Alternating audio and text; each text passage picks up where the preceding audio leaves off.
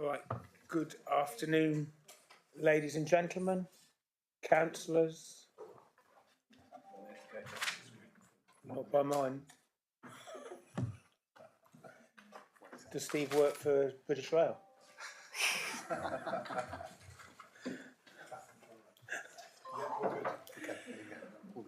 Right, okay. Good afternoon, councillors. Good afternoon, ladies and gentlemen.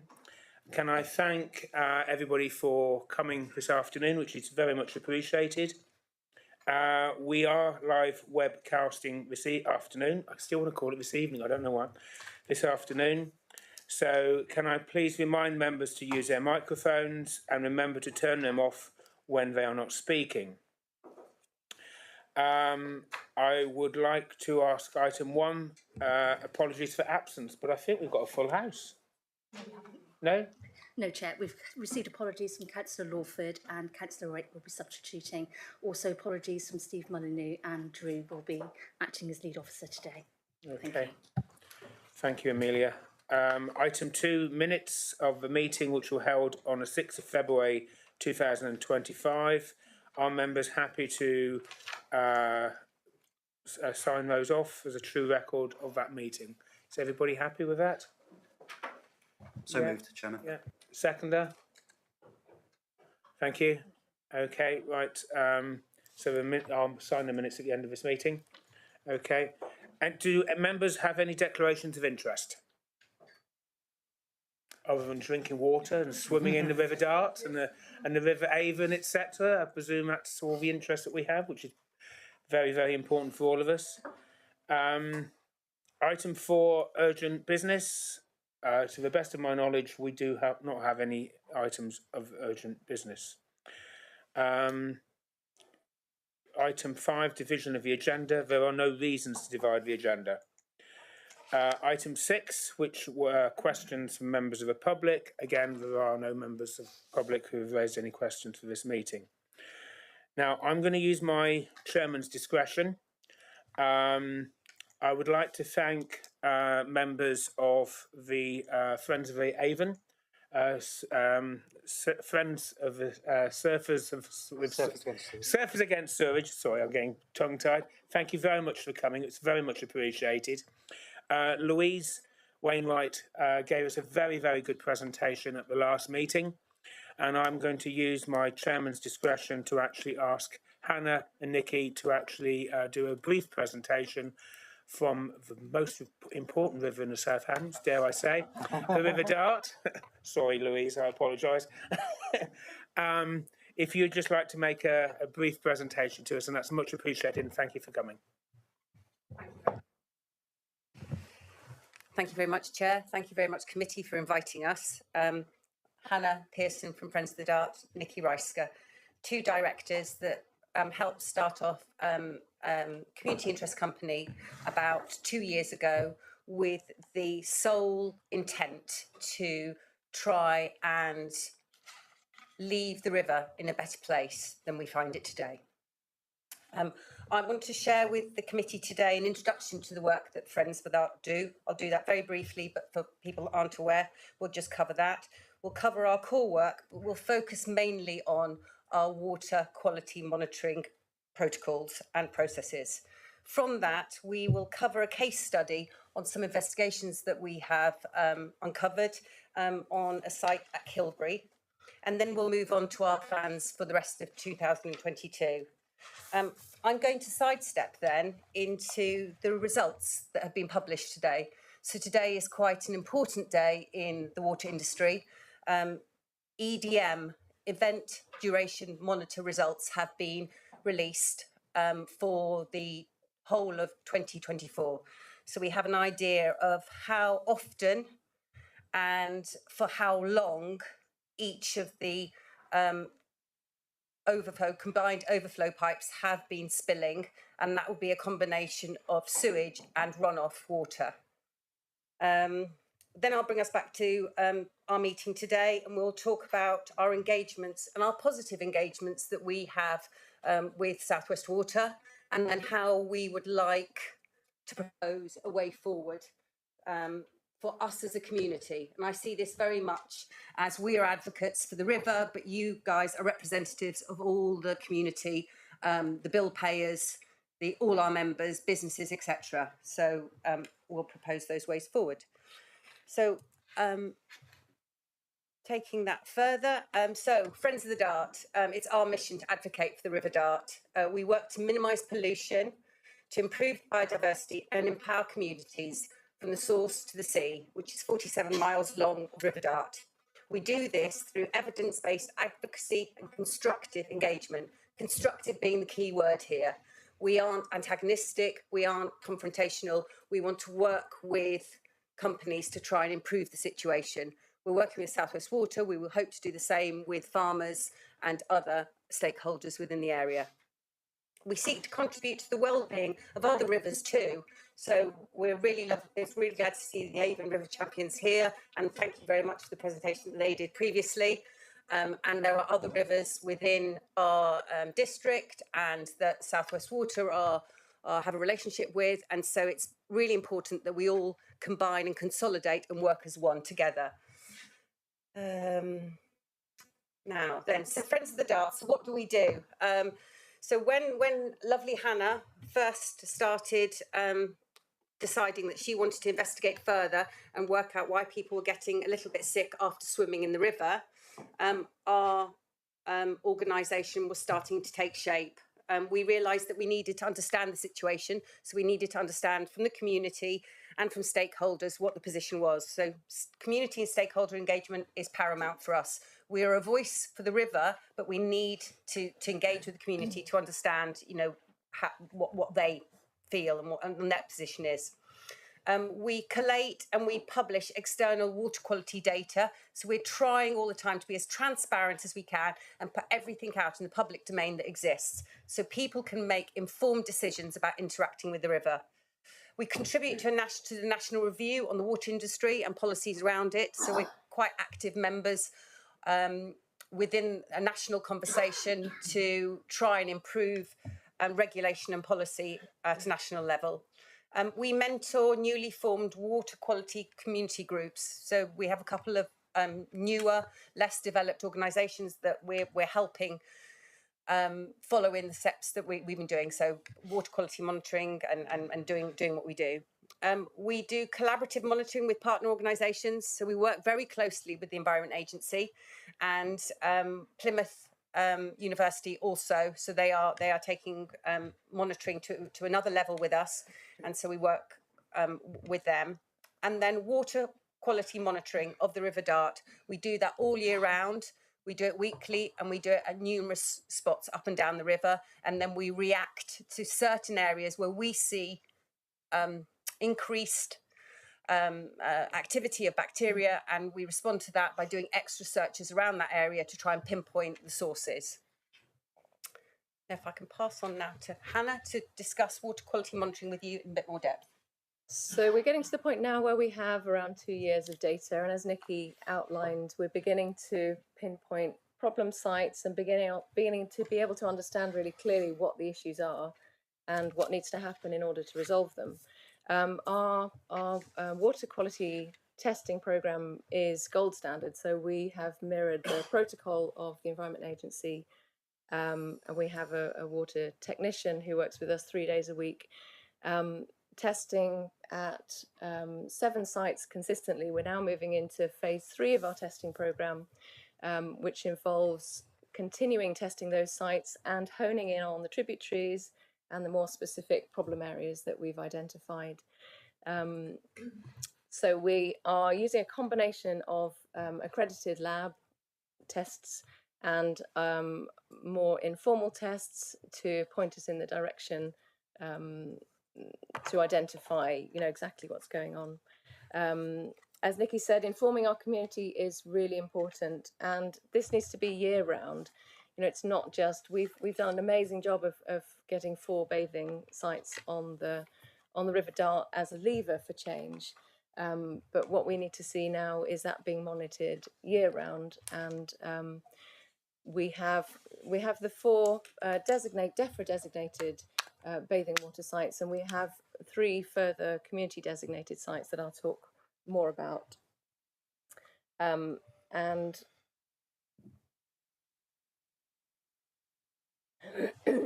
so from our main testing program, we've then gone on to work closely with York University and Surface Against Sewage to monitor more in depth, looking at not just the bacteria, the E. coli and enterococci we've been testing consistently, but then to look at pharmaceuticals found in the rivers, heavy metals, forever chemicals, microplastics, antimicrobial resistant bacteria, hormones, this kind of thing. So we're really beginning to, and there's very little actually available in the public sphere around how this affects not just the humans using the river, people having contact with the water, but also the biodiversity, the fish in the river. So we're beginning to identify exactly, how does metformin that is taken for diabetes, how does that interact with fish?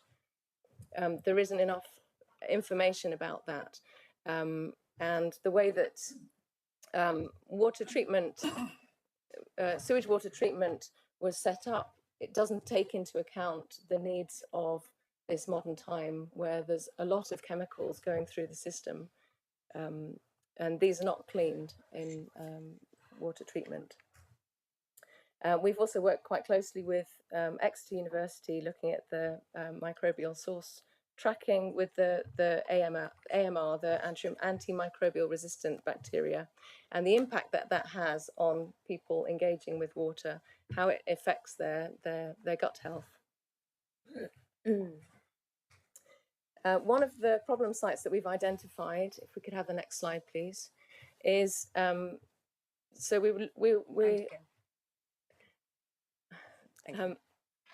Kilbury Sewage Treatment Works is a site that we have identified as having very high bacterial levels. We then went on to look in more detail and to do genetic testing so that we could be really clear that we weren't identifying agricultural fecal matter in the water there.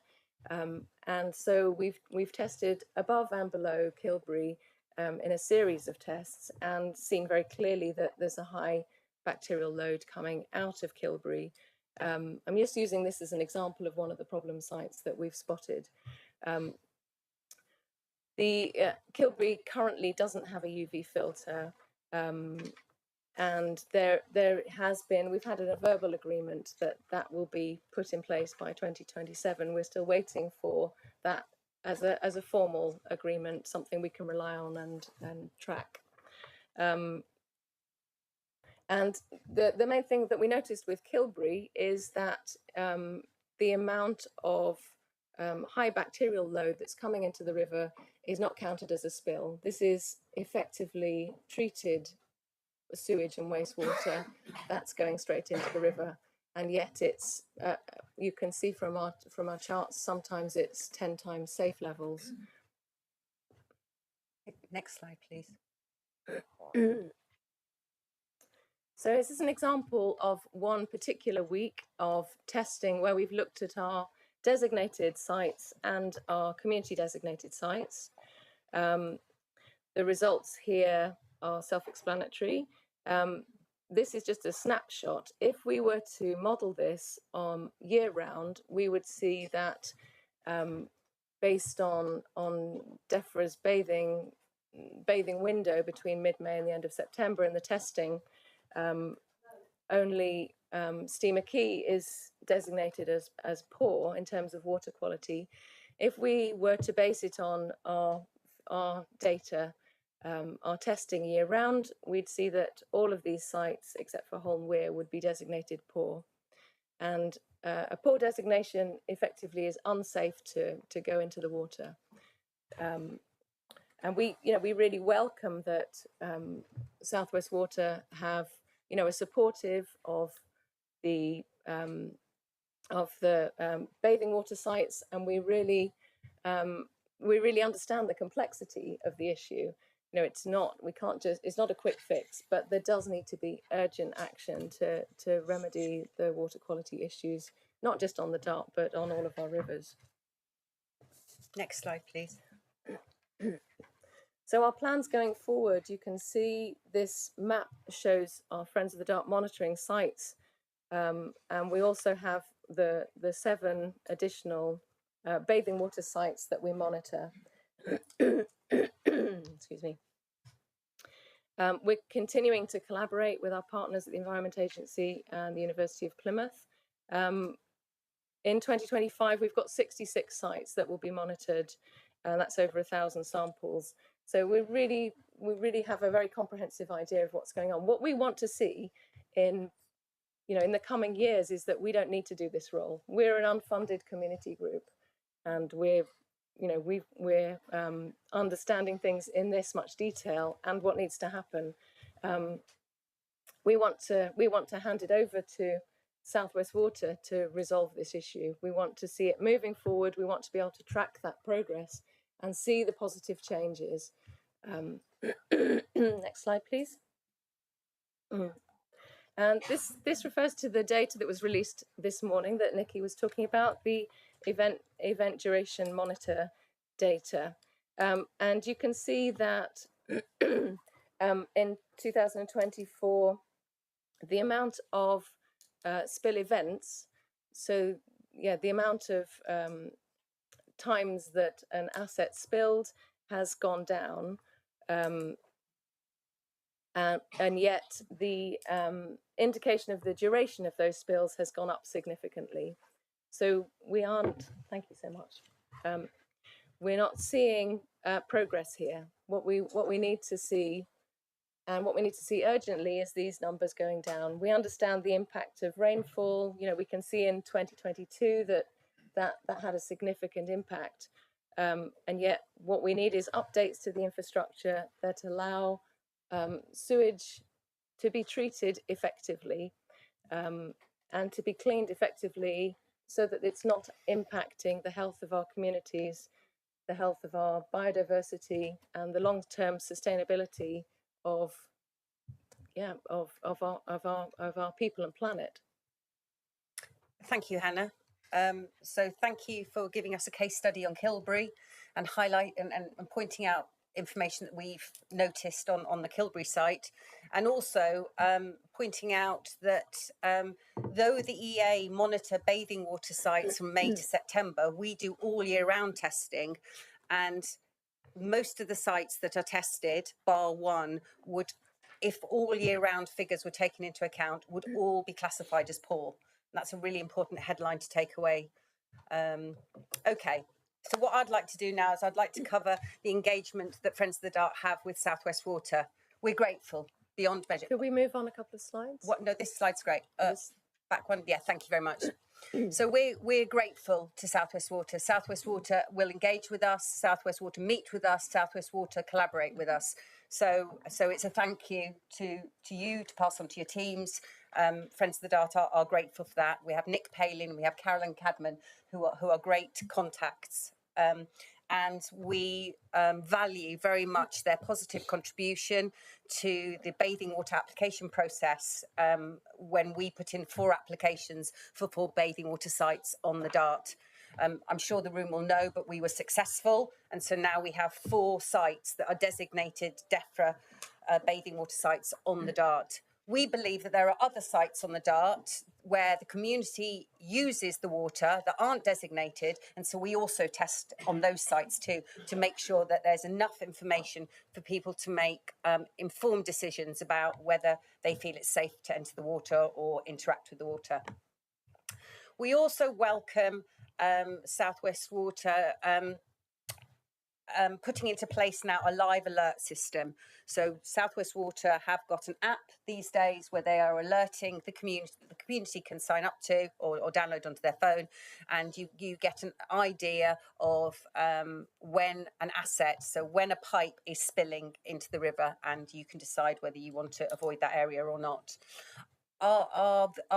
In practice, what we have seen is quite often the app is disabled, and I don't know whether that's a sort of a glitch. The asset, the site is. The site is. Yeah, The site is disabled for maintenance rather than the app. Sorry.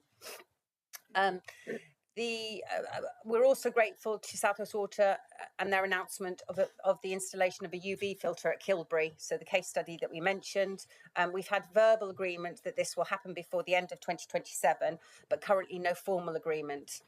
And then the announcement of scheduled updates in the AMP that we're in, so the asset management plan, number 8, that South Water's 5-year investment plan, and South West Water have said to us that there are 16 infrastructure sites on the River Dart that are due to be included in that 5-year investment window. So we're thank you, South West Water, and we're grateful for that. We feel we want to continue in this positive direction and continue the constructive and collaborative engagement. And so what we would really hope is that South West Water will continue to move forwards with us and build trust and respect with us, our community and our councillors. We ask for full transparency. At the moment, what we feel we're getting is top line ambiguity, and we don't get drilled down information. We need that to be able to develop a strong relationship and an understanding of what the issues are. No one is going to deny South West Water the opportunity to rectify a situation, even if it takes a year or 2 to do, and it takes a lot of money. But we just need to understand what those plans are. We would like prompt professional communication by formal notification of planned improvement works. I mean, at the moment, we rely on relationship building. So we have relationships with South West Water. We regularly meet with them. We have verbal updates. We do get some WhatsApp messages and we get the odd email. But consolidating the communication to have a formal way of understanding what improvements are happening when, so that the community is across this, and then the community can then work with South West Water to understand that they are addressing issues and moving forward. At the moment, the community is not clear on what South West Water's plans are and how they're addressing them, however long they are. And then what we would really like is a move towards real-time data sharing. The EDM data is not quite real time, and so we would really like that. Hannah's very kindly passed around a proposed transparency template that we feel would structure a way of formal communication to allow us to understand what is happening when, and provide transparency on investments to the sewage infrastructure. And I mean, it's in front of everyone, but what we want to do is we want to really drill down, and this is the sort of raw granular data that we need. We need to understand the site name. We don't want to have any ambiguity.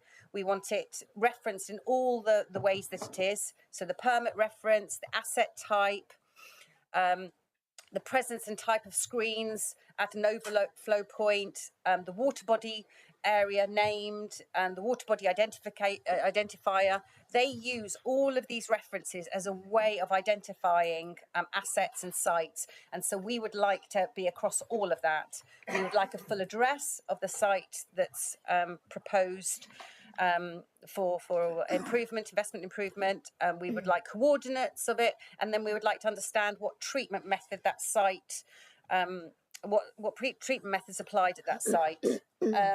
Then understanding maximum design flow rates of that site, total storage capacity, when works are planned, what budget is allocated, when will the proposed work start, when will the proposed work be completed, and the name, title and contact details of an employee directly responsible for the delivery of the overall works. And then report on the cost of the works. Was it more expensive than they had budget for? Did they come in under budget?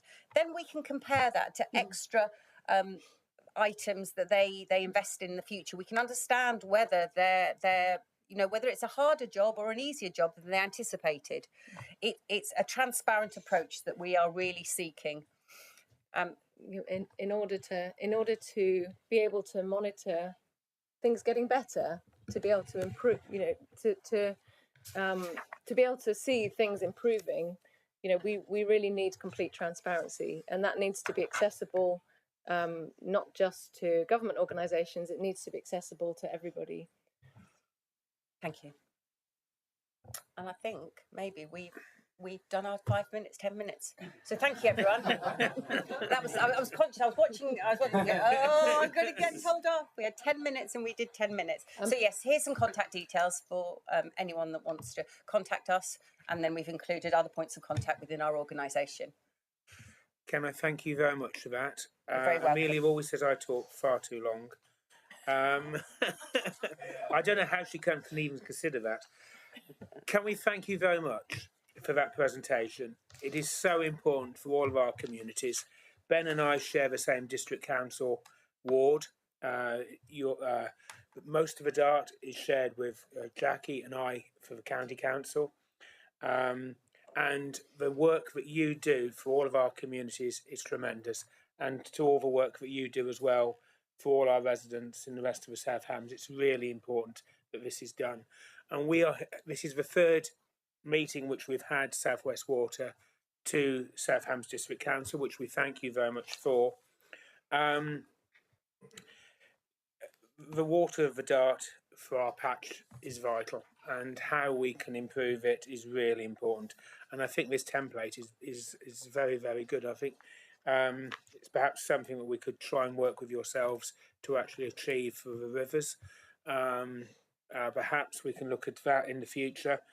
I'm going to just ask one or two very brief questions because we have got a time. But is there anybody who wants to raise? Councillor Rake. Thank you, Chair. Just quickly, you said that you would rather not be doing the water sampling and water testing, and that eventually you'd like it to go over to South West Water. If in the meantime they were to put their hands in their pockets to help support you in that, what sort of quantum, how much would that cost them? Thank you for your question. We were initially, when we began to look at collaborating, to working closely with South West Water, they offered us a small amount towards what we were doing, and we decided that unless it was a ring fence specific project, that we didn't want to have the possibility of being considered to be influenced. So we wanted to be completely independent. We've worked out the cost of our organisation, and the testing programme is around 130,000 a year, and that's given that everybody but 1.5 of our team are voluntary. Okay, is there any other question from members? Councillor Penfold?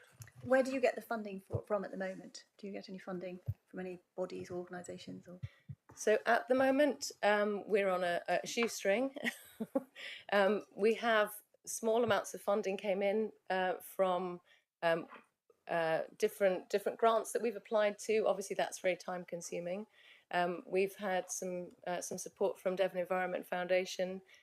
Surface Against Sewage have funded some of our testing, and we recently had a successful crowdfunding that raised 65,000.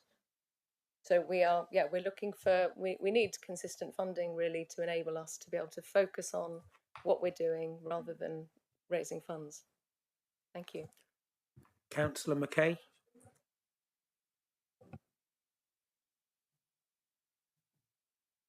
Thank you. This is more of a statement than a question, really. I don't know if you're aware, but the council is also, I think what you're doing is absolutely fantastic, and your approach to it is also fantastic. And interestingly, I did ask many of the questions that you've got in your template here in an environmental information requests, and I didn't get any of the answers that you've got here in response. So there does definitely need to be a change of attitude to the transparency that's needed. But the council is also working with a company called Valeport in Totnes to provide some sensors, and we've got a project that also involves the Plymouth University, and so I hope that these projects will converge and that will help you in the work that you're doing. Thank you very much. I think it's very important that we all work together, and we're working very closely with Plymouth, and we'd be very happy to to work closely with Valeport. Okay, can I thank you very much for coming this afternoon? That's much appreciated. I've suggested that perhaps your good selves and Surfers for Against Sewerage perhaps come to our next meeting when we have the Environment Agency coming, so that we can have a good share of all the community groups. We're here to represent our communities, as we all are, and it's really very, very important that we hold with the greatest respect South West Water to account, because exactly what Councillor McKay has said, we ask South West Water for answers and questions, and most of the time, with the greatest respect, it's very difficult to get proper answers. So thank you very much for coming, and we'll move on to the next agenda item, which is South West Water. Do you want to stay for? Yes, you'd like to stay. Yes, of course. Would you like to introduce yourselves, gentlemen, please? Yeah, thanks very much, Chair. So my name's Alan Burrows. I am the Group Head of Local Government Affairs at South West Water. Been at South West Water for just over 4 years. Previous to that, I was at the Environment Agency for 31 years. I'm Mark Worsfold. I'm Director of Asset Management at South West Water. Been with South West Water for about 10 years and worked within the water industry for 35. Thank you very much for that. We've met many times in the past. We have asked on a number of occasions for your Chief Executive, Susan Davey, to come to our meetings. It is a great shame that she is unable. I know she's a very busy lady, as most of us are as well, and probably not as busy as her, but it is a great shame that she doesn't actually come to our meetings, or even not able to zoom in to answer our questions, which is a great shame. Sorry, Jonathan, can I just say, sorry, Chair, Susan has a board meeting today, so she was not able to attend this meeting, and Mark and myself are here to represent South West Water. We appreciate that. I have met Susan Davey in my own patch of Kingsware, but I was only told that she was going to be there about half an hour before she actually turned up. So I wasn't able to get ready to actually speak to her properly, and that's a great shame that she doesn't give us a little bit more give and take. But that's just a slight comment. I don't mean to be too critical of you. Would you like? No, we don't want to look back. We've obviously had 2 other previous meetings. We want to look forward.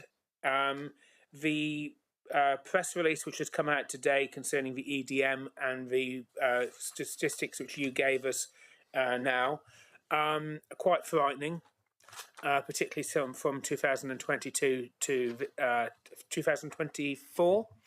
They are quite frightening the way they've shot up.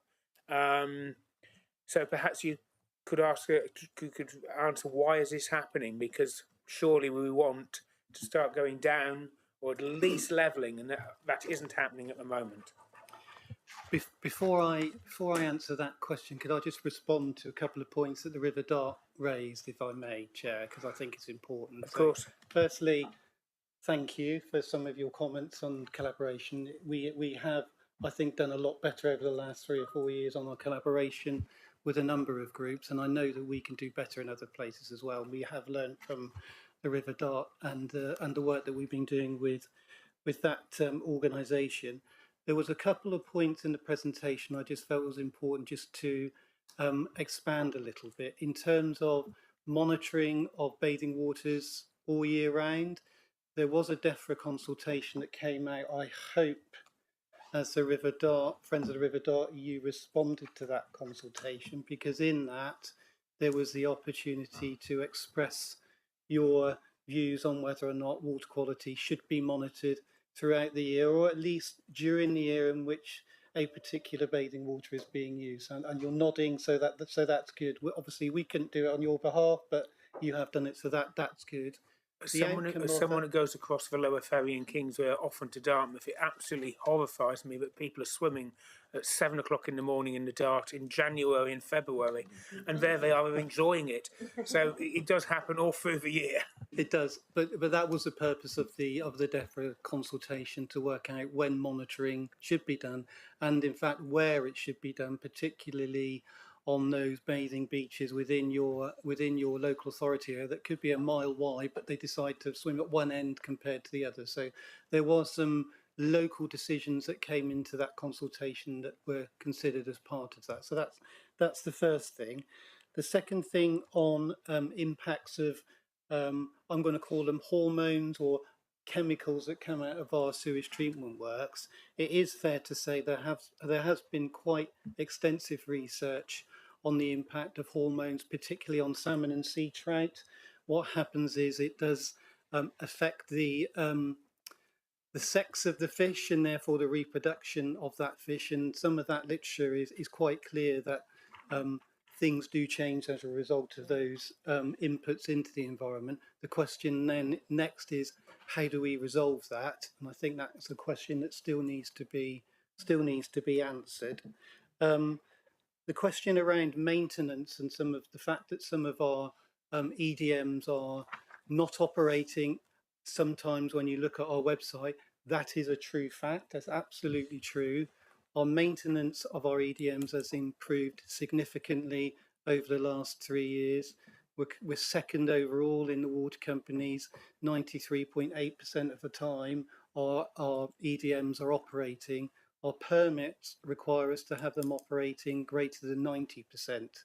So we are meeting the minimum requirements regards to the permit, but we can do better, and we will continue to ensure that the maintenance of our EDMs continues. That leads me on to the point that you just raised, Chair, about the fact that the number of spills and the duration of spills has gone up. There will be a number of reasons for that. If you look back in 2021-22, we didn't have as many monitors. Therefore, we are monitoring more than we've ever done. Back in 2023, we were monitoring 1,342 overflows. We're now monitoring 1,370 as some storm overflows get permitted and come into the system. So there's an increase in the number of storm overflows. That's the first fact. The second fact is because our operability of our event duration monitors is better, i.e. they are operating more often, we are capturing more spills than we previously would have done. That's the second reason.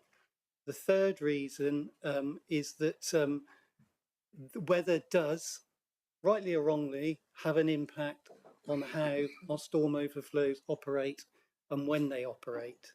So if you look back in 2022, Chair, you made an absolutely correct assumption there. 2022 was actually drier than 2023 and 2024. 2024, at the beginning of the year, was the wettest meteorological period on record for the Southwest. So we actually had a significant number of spills at the beginning of 2024. So weather does have an impact on the operation of the storm overflows, which leads me on to the fourth point, which is all about our storm overflow action plan and those things that we need to do in order to resolve that. And I remember saying it here the time before last. Unfortunately, I couldn't make the last meeting, but one of the things we really need to do is stop clean water getting into our system, because once we've removed the majority of that, our wastewater colleagues in operations can manage that wastewater network so much more easily. That is why we've got £760 million programme starting on the 1st of April of this year for the next 5 years to reduce the operation of our storm overflows through a variety of mechanisms, i.e. remove clean water from the system first. Next, look at are we operating our network as efficiently and effectively as possible as well at the same time. And thirdly, at any point where we might need to put a grey solution in, i.e. a storm tank, we will be looking at that. So very specifically for Southampton, then I'll stop if I may at this point. We have already started some early start schemes in the South Hams area, Modbury, Street, Dittisham, and a fourth one, I can't remember off the top of my head, but we've already started some of those works in some of those locations. And unfortunately, it will lead to some traffic disruption in some of those locations. I am anticipating some correspondence into my team, expressing some concerns over that disruption. We don't do it purposefully.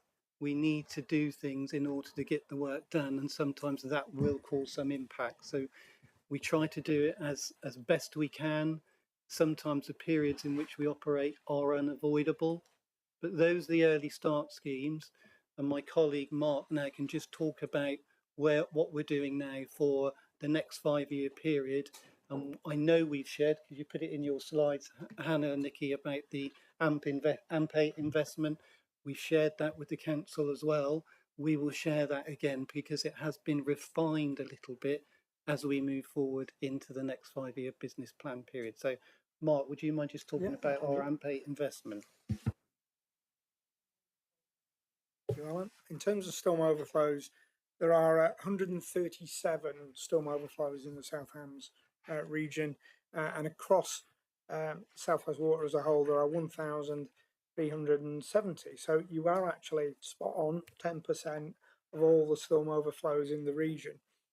In terms of how are they currently performing? Well, across the region as a whole, we currently have about 400 to 500 that are actually meeting the government targets in terms of spill frequency at this moment in time.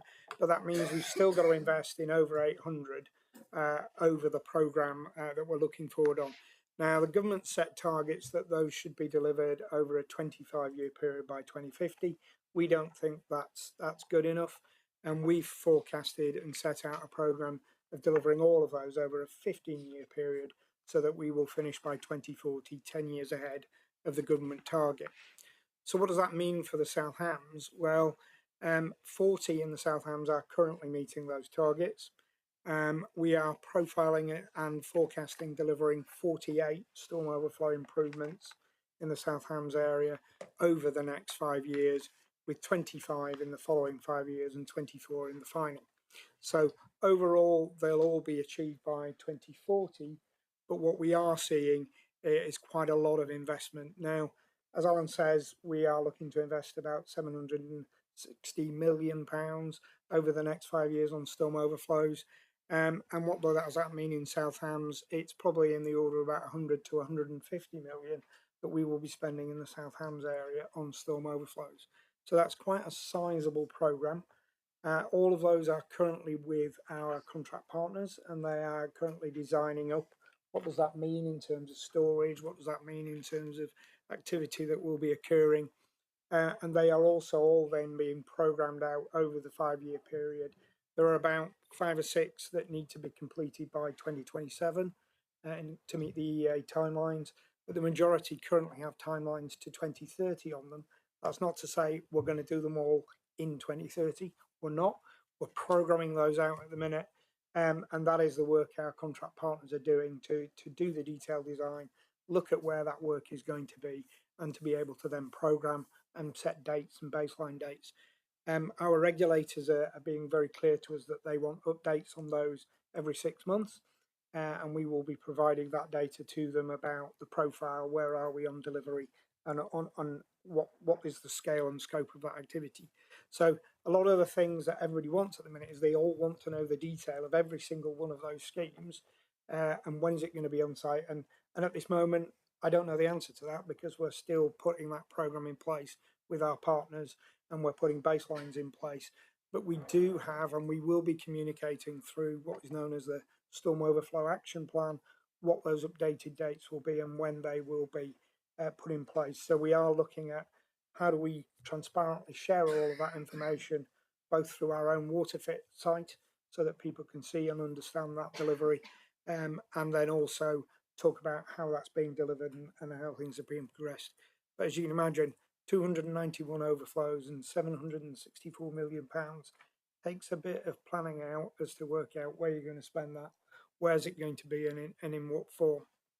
What will that deliver? Well, in the South Hams, that will result in a 62% reduction in storm overflow spills by 2030 from the current performance, and an 80% reduction by 2040. So there is a lot of benefit by doing this work, but it does take quite a time to mobilise, be clear about what's happening at each and every one of those sites, and what's associated with those. Just to confirm the question we did have about UV treatment is being put in place at Kilbury, and that is one of the activities that is part of the next 5 years. We've also got some storm storage and spill reduction occurring at the storm overflow there as well. So both of those activities are ongoing.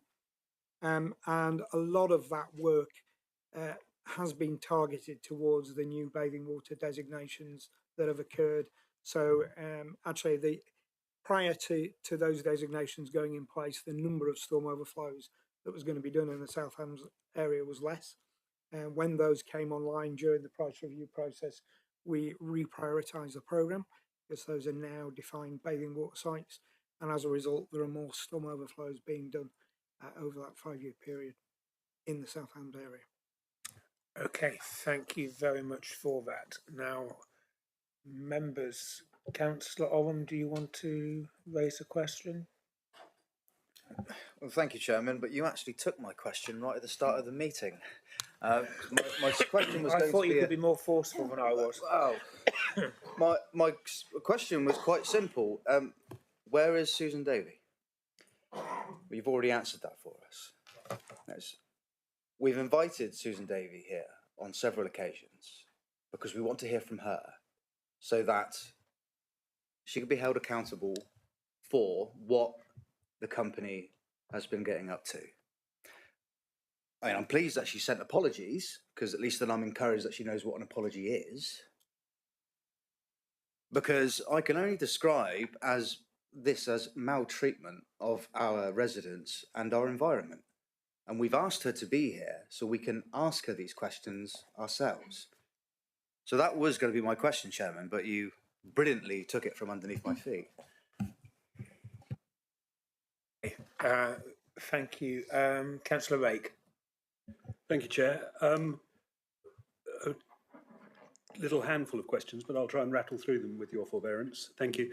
The first one, I think I might have misunderstood what you were saying. You were saying that you can't release information about the about which projects you're going to undertake because there are many of them and it's a big thing, and you're still waiting to get all that worked out. Is that? No. The 291 overflows that we're going to be investing in are defined.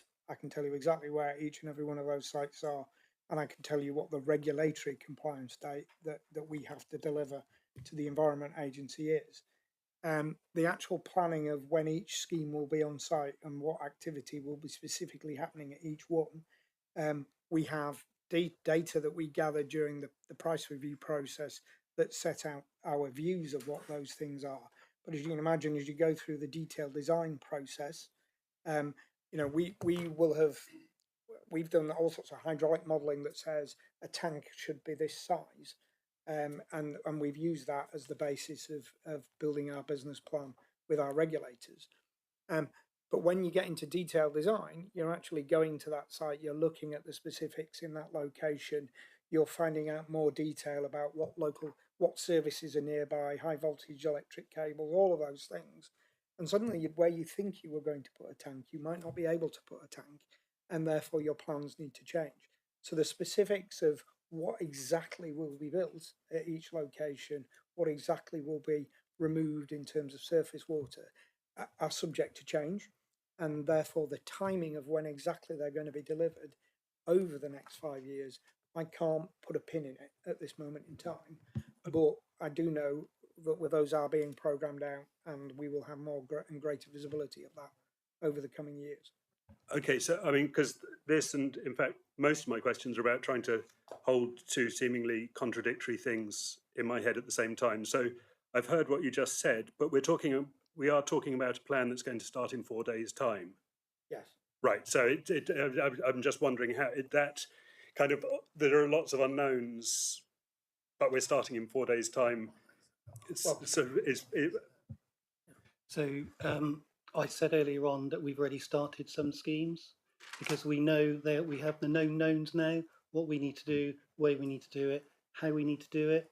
Dittisham Street, Modbury, and another one, and I wish I could remember it. You've got one in Cornworthy. Steamick, possibly. I'll come You've got back. one in Cornworthy taking place at the moment. Cornworthy, you've got one. I'll clarify though, but we've already started some schemes. We're not waiting. We've already started. We're also undertaking survey work. The important thing for you and your constituents are, when are we actually going to do something that makes a difference? When are we going to start it, and when is it going to complete? Now, our regulatory timeline, and we are tied to the backstop of regulatory timeline. We put our plan in, and we will be held to account against our regulatory timeline, which is for the first period 2030. We've got some schemes in, and as we work through that list of schemes, other schemes will come online with some certainty. But it's like anything, it's a programme. That programme is subject to change. As that programme is developed, we will be coming out to relevant stakeholders and communities to let them know what that means for their community itself. So bear with us, we've already started work, but that totality of the programme for all of those start and end dates is not quite there yet. Okay, thank you for that. Councillor Jackson. Hi. Yeah, I was listening to Radio 4 on the way here at lunchtime today, and they were talking about on the news publishing the EDM data, and South West Water came out as the top polluter of our waterways in the country, and which is quite an achievement, really, if you've been working so hard at not doing the pollution. But it wasn't my question. My question was actually related to something that Mark said about contract partners, and I just wondered what percentage of the work that's being funded by us, really, is going to be done by contract partners. I can't give you a direct figure, but we have a what's called Amplify, where that is a collaboration of a number of large suppliers and third-party suppliers, both locally and nationally, that are looking at delivering specific projects on the ground. As Mark mentioned just now, that programme is £730 million for the next 5 years. A lot of that will be going into the local economy. A lot of that we will be using local businesses to help us deliver some of that. They may be engineering businesses, they may be project management businesses, they may be ecological services or hydrological services, but a lot of that will be coming out locally into the community. And when I say locally, within the southwest, some of it may not go exactly to certain locations and businesses in Totnes or that, but it will be spread quite a bit across the region. So it is an opportunity for us to provide some cost of living impacts and growth impacts within the southwest as a whole. Well, I'm glad to hear it's local. Thank you. But I would also want to say, is there any way we can look at your website and find out who the contractors will be? There is a series of things on our website about Amplify, and all of the contract partners are listed within that, so you can see that. Thank you. Councillor Panel, can you hear us? Thank you. Yes, thank you, Chairman. Okay. I am a ward councillor for South Brent Ward, which includes North Hewish and Avonwick. I'm delighted to hear there's somebody responsible for liaising with local government, because they've had enormous trouble trying to get a response out of South West Water in any way at all over their queries. The concerns were raised back in November about the number of lorries, tankers going to and from the pumping station, I think in Avonwick. And they raised this as a query. No response. In January, they wrote again asking a response, still no reply. And the last correspondence I have, which I don't know if they've had a response yet, but dated March the 7th, says, further to our last email in January 25th and further emails going back to November 2024, all of which still remain unanswered, we'd be grateful for a reply. Is there some way that your response, your company's response, can be improved to liaise with local government and to make sure that bodies like parish councils who've got a legitimate concern can have their queries responded to? So thank you, Councillor. If you could let Amelia know exactly who you've gone into the business, but I will say now there is a dedicated council inquiries email address, which I believe we shared, which may not be known to everybody. So Yeah. Amelia, Chair, could I make sure that that's known to your councillors? I'm in charge of that, and as of this morning, there were 3 outstanding requests that hadn't been replied to out of hundreds Excellent. that we get every month. So please use that, councillor, and I will guarantee you will get a response. Thank you. Okay. I'll forward the correspondence to Amelia. Thank you. Thank you very much for that. Councillor Penfold.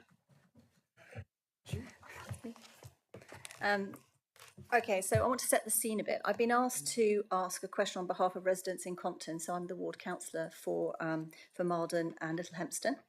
So just to set the scene for those people who don't know, Compton is a historic, beautiful village. It's set below Malden village itself, which has got 2,000 people roughly up there.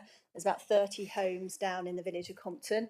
So they're underneath Malden, if you imagine, and they're all set along one road. And so they have the larger community above, and what happens is every time there's a big rainfall, there is sewage in the streets, and it often goes up to their front door. And to go sometimes from their front door to their cars, they might have to walk through sewage, or if they're walking their dogs, they go through sewage as well. So first of all, I would say that South West Water have put some emergency measures in place, so we thank you for that. This has been going on for a number of years, and we've been promised certain things in Compton that, well, I'll ask my question now and it'll make sense, I think. So they said, how can South West Water justify putting back the work to install the sewage relief tank in Compton by 3 years, subjecting residents to more misery of wading through raw sewage emanating from manholes outside their properties every time there's an abnormal deluge? Okay, so they said it's all very well South West Water highlighting on media channels the work they intend to carry out on high-profile areas, but they also have a responsibility to smaller villages within their area who pay the same water rates, but often get overlooked and receive a much lesser service. And I would like to say to you also that the local residents do an awful lot to try and help themselves. So the farmers are actually making sure that they're ploughing in a different direction, so there's no water runoff. Locals are actually digging out drains for themselves. You know, they've got a warning, a system for one another. So they're working really hard to look after themselves, and they just need you guys to also support them as well. And once again, they're a very small community, so they don't have the sort of loud voice that some of the other and the more sexy places along the River Dart do, which we all want clean water along the River Dart. But this is their home where they're actually eating and living and have children in. So we need you, South West Water, to ensure that all bill payers get the service that they need. Plus, our residents don't have to have the fear that one day that they're going to be walking out in the sewage in the village. So it's lovely to hear all this amount of money, and it's lovely to see the programme, but the programme's not detailed enough. And also, we feel that, like we said, these residents are being pushed to the bottom because they're not like high profile. So that's over to you. Yeah. Okay. So I think it's true to say that we do have to make choices on what comes first, what comes second, what comes third, fourth, etc. Because we cannot deliver everything all at once. That is a true statement, and I'm sure as a council you will need to make decisions on priorities, and I think that's true for everybody, both at work and at home. The next thing I will say is it is being given priority because it's one of those is in our first phase of improvements up to 2030. There are going to be subsequent phases, 2030 to 35 and 2035 to 2040. So it is in our priority for our next business plan. I know, correct me if I'm wrong, Councillor Penfold, that we have stated a date and another date has been stated. And I am sorry, and we have apologised for that. But it is in the first phase of our improvements for this business plan coming up. If there are opportunities or reasons for us to bring it forward, or because other things are pushed back and therefore we've got some free space, when you are managing a programme of X amount of hundreds of storm overflows, you do have the opportunity to move your schedule of work around. We are constantly looking at that, but what I will say in summary is it's a priority because it's in our first phase of our business plan for 25 to 2030.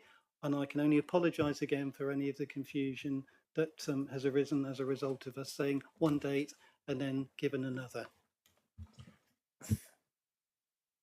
Yeah, briefly, please. So yes, we understand that. Thank you very much for that. Associated with that, one of our concerns is you subcontract, and we've heard that we would like to see what accountability subcontractors have. I know that spoke to the previous councillor talking about it, but it feels, you know, we've noticed that there's been a shift in time frame. So subcontractors saying one time and then coming back saying they can't do it by that time. So you may be accountable. So how accountable are subcontractors too?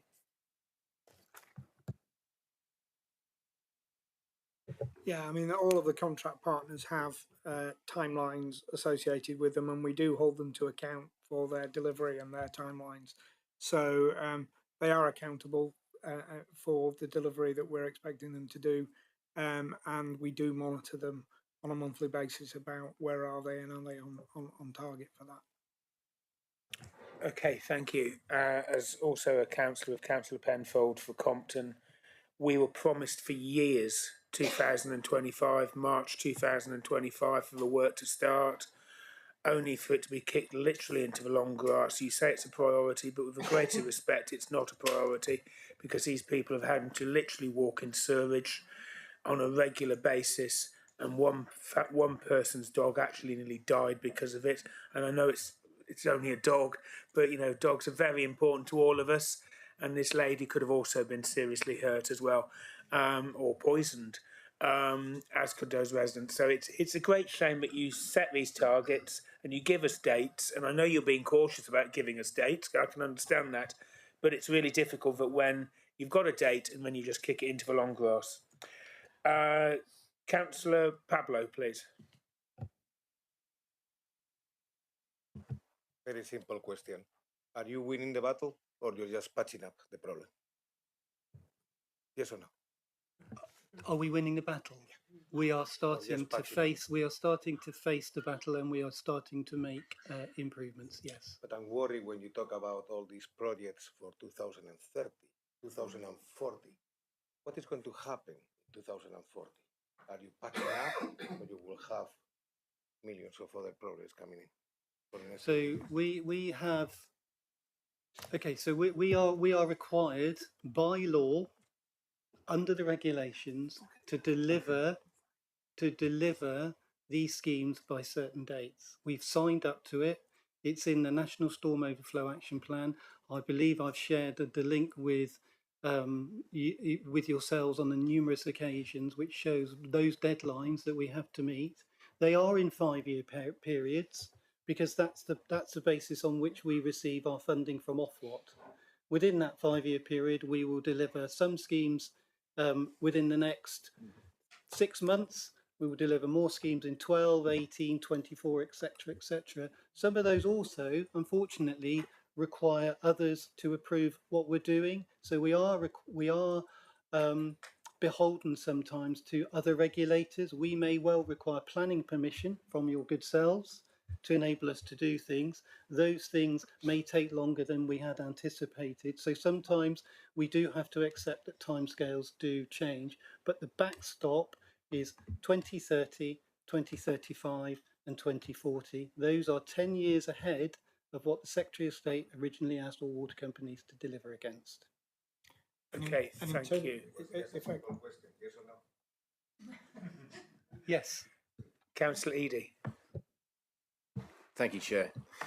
So far as I understand, we've had now 2 meetings. As a result of that, we've also had plenty of discussions here at the council, full council, and subsequently we've presented you with recommendations for what South Hampshire Council would like by way of interaction with South West Water. I believe you have had sight of that. We've actually talked about these 2 things. Chiefly that South West Water be requested to provide a detailed programme of works to in the South Hams to A, reduce storm overflow incidents, B, minimise leaks, C, improve our waters so that they're brought up to the highest environmental standards. And the second point was that South West Water be asked to enhance their engagement with community action groups and parish councils to listen, take meaningful action and share and rebuild trust on how our water is being managed. Those, out of all of this time and effort that we've spent in terms of talking to South West Water, those are the chief areas of which we are hoping. Now, can you assure us, firstly, that you'll be able to report back on those things? And when we've talked a lot about the priority list, that you assure us that you will publish the list of scheduled works. And I do have a second point about the second category. So the first one is about sharing and publishing those. I will reiterate again, and it's already been shared, and it's probably being lost in how I'm saying it or lost in translation. We have already presented our programme of work from 2025 through to 2040. That is available to anybody that may wish to look at it. Mark has a map here, which is available to all of you. Shows exactly when the storm overflows. I can't provide any more than that because of what Mark's just said. So that is there. We've also provided to Southampton District Council on the 21st of November officers our initial indication of what the programme was going to be for storm overflows. Subsequent to that, we've had to make some amendments to bring in the bathing water schemes that the Friends of the Dart have had designated there. So there will be some changes, and we will be sharing that, and that's been changed significantly as a result. Thirdly, I'll answer your questions around collaboration and community involvement. We go out to numerous parish councils. I go out to them every week. We are involved very closely with the Friends of the Dart. I know the Avon River Champions, if I've got that group. We need to make sure that we get more closely that. And my colleague Nick Palin has a group that enables us to work with stakeholders, so we do that. We've been here 3 times. Our officers are always coming into your council to talk about developments. So what I would like to understand is, what else is it you feel needs to be done? Because there's a lot of engagement that is being done, and it may be that you're not aware of it, or you feel something else needs to be done differently, and it would be helpful for us to understand what that is. Yeah, so one example that I can give is the idea that was presented, I think, previously about the team of whom and connect with action groups, such as ones that are in my patch, which is Newton and Noss, Yampton, Hobbiton and Sparkwell. We have Yelmer Street and more, and they expressly asked me, could there be a member of the team is there a member of the team within the in South West Water that connect with those action groups that are at board level, such that they can influence at board level and feed back to board level the value that you get from action groups who are themselves funding and taking action and know their rivers and estuaries far better, probably in many cases, than your own company does. I think it's fair to say the board already understand the value of that integration of work. We've done it for the River Dart. Nick Paling, our environmental manager, who chairs Let's Talk Water and works with a variety of environmental organisations, is always very keen to talk to any organisation. The question is, what do we want from the partnership? Is it information? Is it data sharing? Is it influence? And I think those are the sorts of things that we need to bottom out before we can work out how that partnership operates. So I will speak for my colleagues on the right. They were very keen to progress bathing water designations for the Dart. We have to be neutral in that space. We can't say, yes, we support, or no, we don't, because that kind of influence is what our capital programme might be, and we can't influence the markets. But what we can do is provide support in terms of environmental monitoring, equipment, etc., and conversations around where that data can be had. So there's a model here that I think's worked, I think, I'll say well as opposed to very well. I'm sure there's some learning. Let's learn from that and see how we can apply it elsewhere. Okay, thank you very much for that. Councillor Hodgson, please. Thank you. I just want to go back to really the levels of pollution, as was spoken earlier about. I was listening to it 6 o'clock this morning, actually, when all those figures started being spilled out on Radio 4, and it's horrendous. And even though you're aiming at getting it down to 62% by 2030, that's 5 years, that's still 48%, still there. And for me, wanting to perhaps enjoy the river and feel the rivers and the beaches are clean, that's a lot of pollution. So all this money, the 760 million, is a lot of money to be able to, that's obviously been identified to be spent. So what I don't understand is why we still have this very barbaric approach to just, chucking it in the river, basically, overspills, whatever you want to call them. And I just don't understand why we're not doing anaerobic digestion. We've got an anaerobic digester up in Totnes, sorting out some of the sewage there. I know it's difficult because the old systems where it mixes it with the surface water in a lot of the older properties. But I just don't understand why we cannot invest properly in anaerobic digesters that could really just stop it having to go in the bathing waters at all. Because every time anything is put into the bathing waters and it becomes back as, it's treated as drinking water, it's just not nice. We're putting lots of chemicals in the water to make that happen. And in medieval times, people had potties and it got probably put on the roses or whatever. It wasn't flung into the water because people knew, even though they didn't know about bacteria at the time, they knew not to mix it. And it just feels to me that we're just sort of saying, oh, that sounds very good. It doesn't sound good to me. I don't think people are going to have confidence that, and it's not just about us, it's about the wildlife, the impact on wildlife. I was listening to a part of the reporting earlier today. They were talking about one of the chalk streams, which is just, it's got sewage fungus in it. Sewage fungus, it develops. I mean, I've got a background in microbiology. Horrendous, absolutely horrendous. A stench, and it's really serious stuff. It's got its own sort of habitat, if you like, once it gets to that level. So I would like to know, why are you not talking about anaerobic digestion so we keep the sewage out of the water? We create energy at a time when we're spending a lot of money on energy. You'd have a saleable item, or the methane to use for other purposes.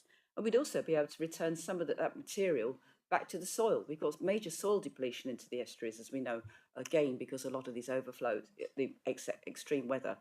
And this extreme weather is only going to get worse. And I suppose that's my second question, apart from, are we going to be doing anaerobic digestion? My second question is, are we allowing for the extreme weather to get significantly worse before it starts getting better? Because we're still on a bad track as it happens with carbon footprints and addressing the climate emergency. So are you expecting the weather to get worse, or is that assessment of 62% and then the 80% for 2040 based on current weather events, or is it allowing for those extremes to get worse? Okay, that was a long question. I'm gonna take that part by part.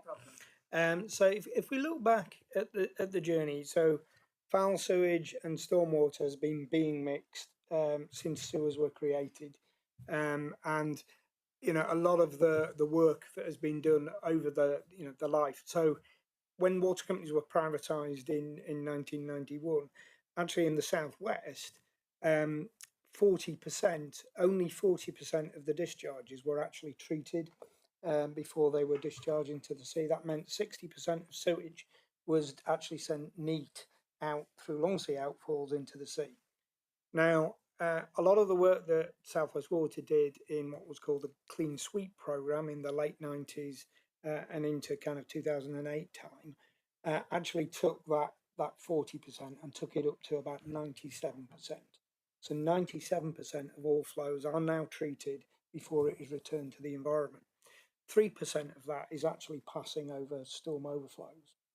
And the work that we're talking about here over the next 15 years will take that 97% to 99% plus in terms of there will still be some discharges, but actually the number will be significantly less. So that's the journey we are on in totality. And we can say that there's been quite significant inroads into treating sewage before it discharges to the environment.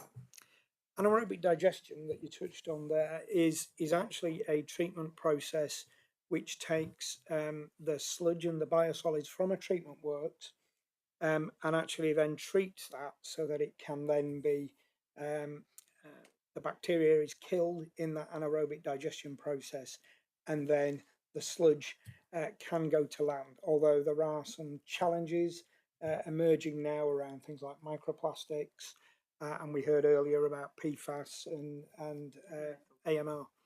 And all of those things are saying, well, actually, to what extent does that exist within the sludge? And we're doing a lot of testing at the minute to try and understand what is happening with biosolids and how is that changing, because society's use and what it does through sewage treatment works is changing.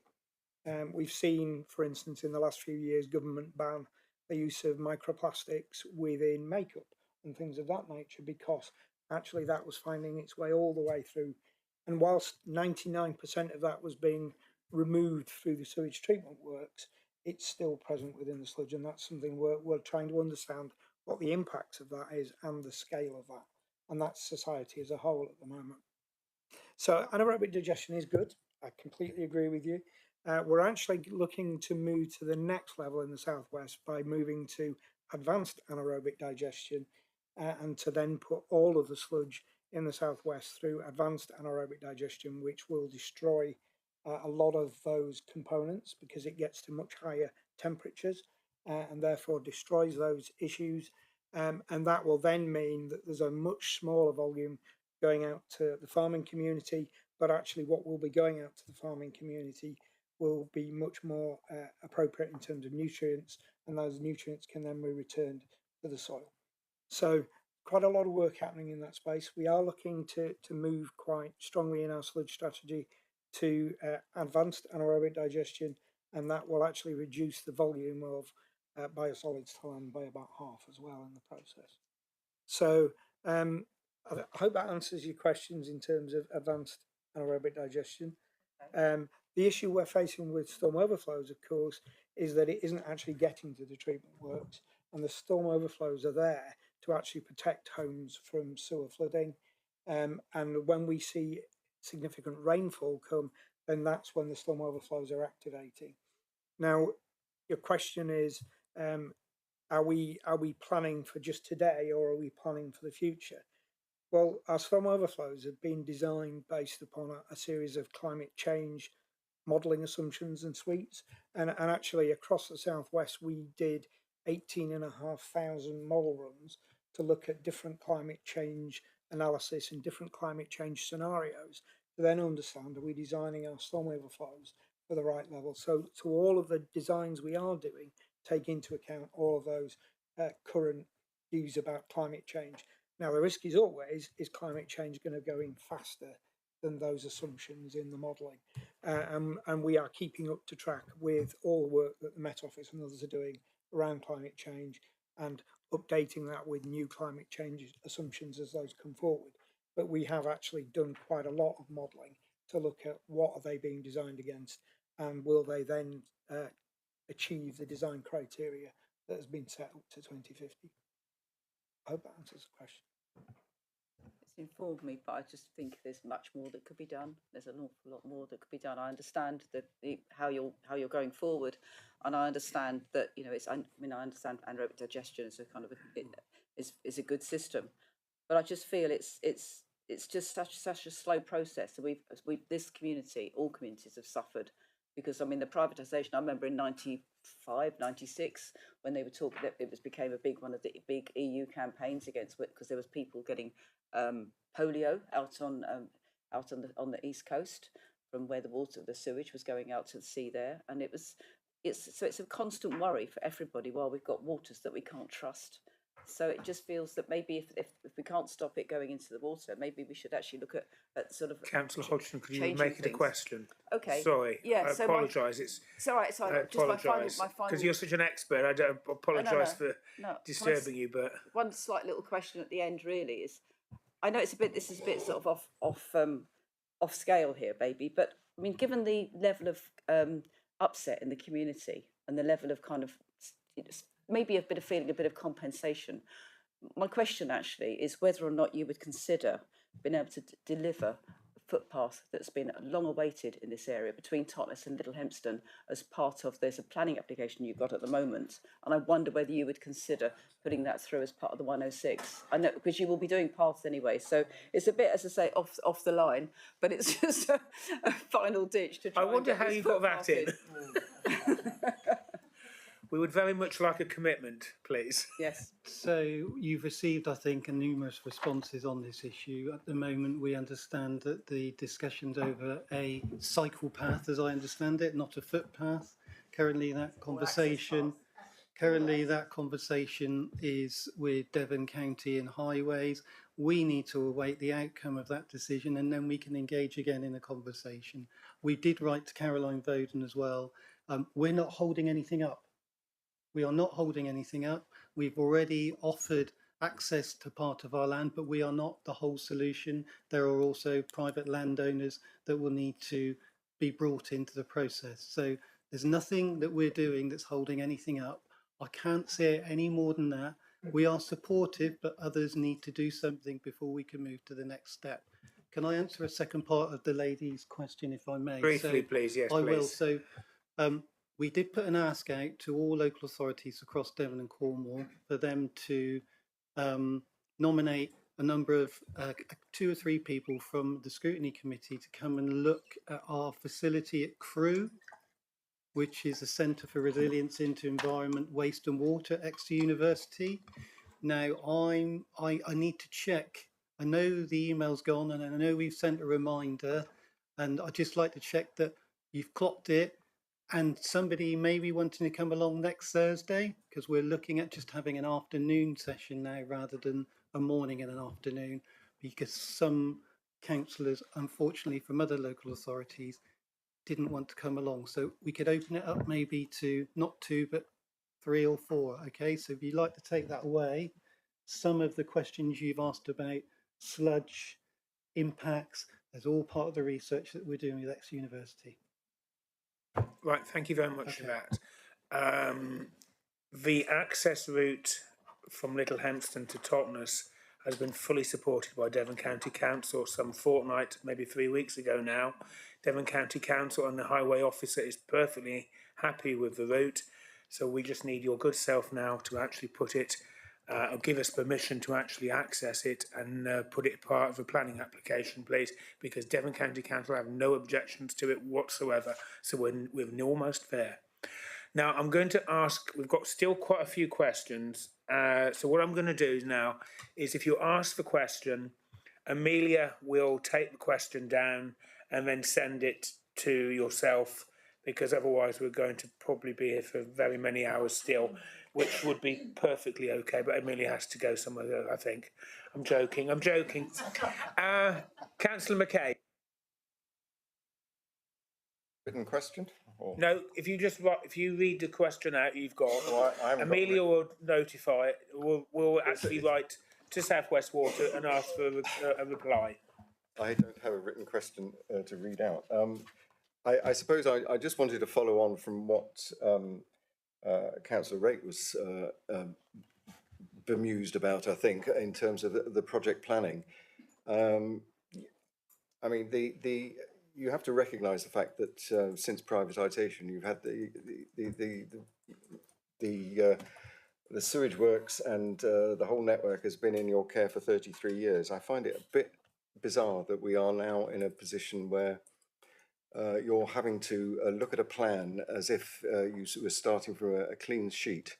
There is clearly it doesn't make an awful lot of sense to me, and I know that you've already published a list of sites that you're considering.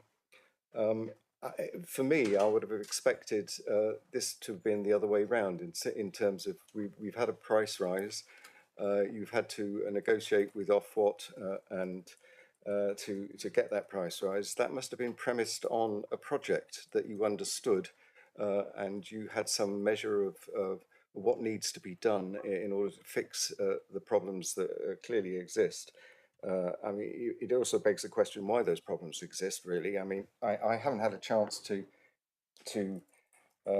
look at the latest EDM data, obviously, but I know from the 2023 data, for instance, you quoted some statistics that sounded great earlier on, but it's the way you say it, really. And from my assessment, 39% of the overflows, this is in data ending 2023, 39% of the overflows discharged greater than 40 times. Now, 40 times is a key threshold after which you have to, it requires investigation. The Environment Agency dictate that you need to investigate. 33% of the times, there were 50 of these, and 29%, there was a staggering 60 number, and 10% discharged over 100 times. Now, that by any measure is a pretty poor state of the network, Councillor and- McKay, is this a question? Yeah, no, I'm saying this has been a problem that has existed for a long time. It is not a climate change issue. It's not a population increase issue. It's to do with the management over time. And so I'm surprised that you can't articulate a more coherent policy and program of improvement that would have been, should have been extant right the way through this period. But certainly you're not starting from a clean sheet of paper now. So I would have expected a lot more detail as per this transparency template from the Friends of the Dark for each individual site that you're looking at. Okay, Councillor McKay, I think there was a question in that. Can No, Amelia there's several was questions. actually asked, can you actually email Amelia with that question? I'm going to actually ask all councillors, and I've got a list still here, and it's been a really good debate. It's been very, very informative, and we do appreciate you coming. But could Councillor McKay, Councillor Oram, Councillor Penfold, and Councillor O'Callaghan, and I believe Councillor Rake also email Amelia with the questions that you have still got. Anybody?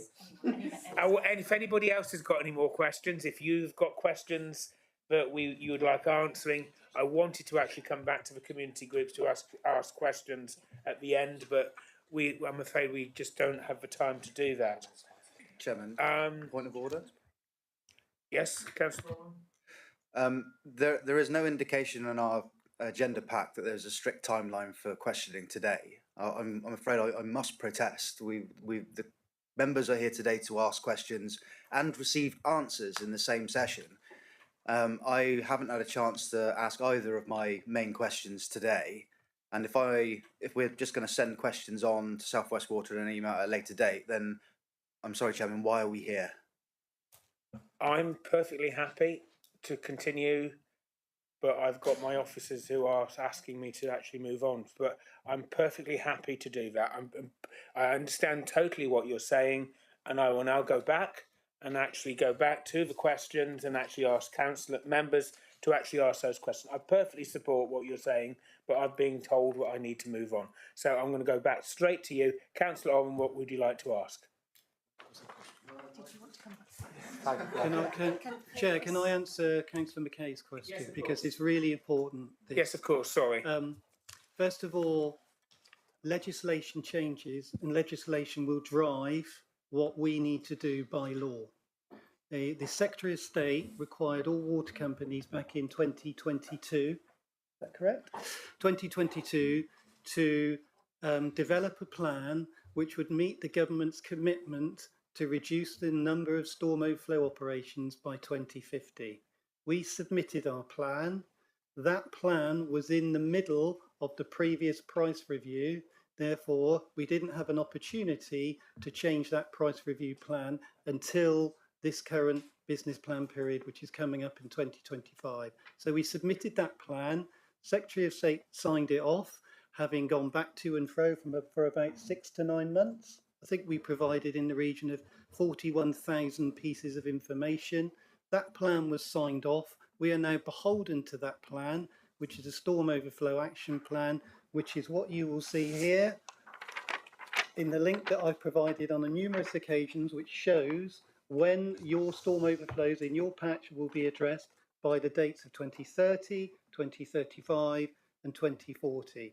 The question around when is it going to happen in this business plan period, we're still working that through because we need to work out what's the most efficient way of delivering a programme, and there will be some hard choices to make in what comes first, what comes second, etc. They're not based or biased on the size of the community, they're based on the size of the impact, the number of times the spills operate, what we can do quickly in order to reduce them. So there are a number of factors in there. So I'm hoping I've answered that question, because I feel that would have been quite a difficult one to put down in writing, but at least I've answered it here, Chair. And thank you very much for that. Right, Councillor Owen. Thank you, Chairman. I shall try and be quick for your sake. I am encouraged to see that the £760 million programme for infrastructure has been announced by yourselves. Of course, we know how this is being funded because recently you've put up your prices to all your customers by 28%, as it says on your own website. In a cost of living crisis, with the £50 government contribution being taken away, my resident Katie, who's in a metered property, has had her bill go up from £33 to £98. So you get it all wrong, then you ask, and then you say the solution is to make the public pay for it. So are you in such financial trouble that you need to pass this bill on to the public? No. We are not in trouble. We do have to raise charges to our customers. The customer doesn't pay for anything, for everything. They pay for part of it. We also have to raise charges through loans and share price renewals, etc., etc.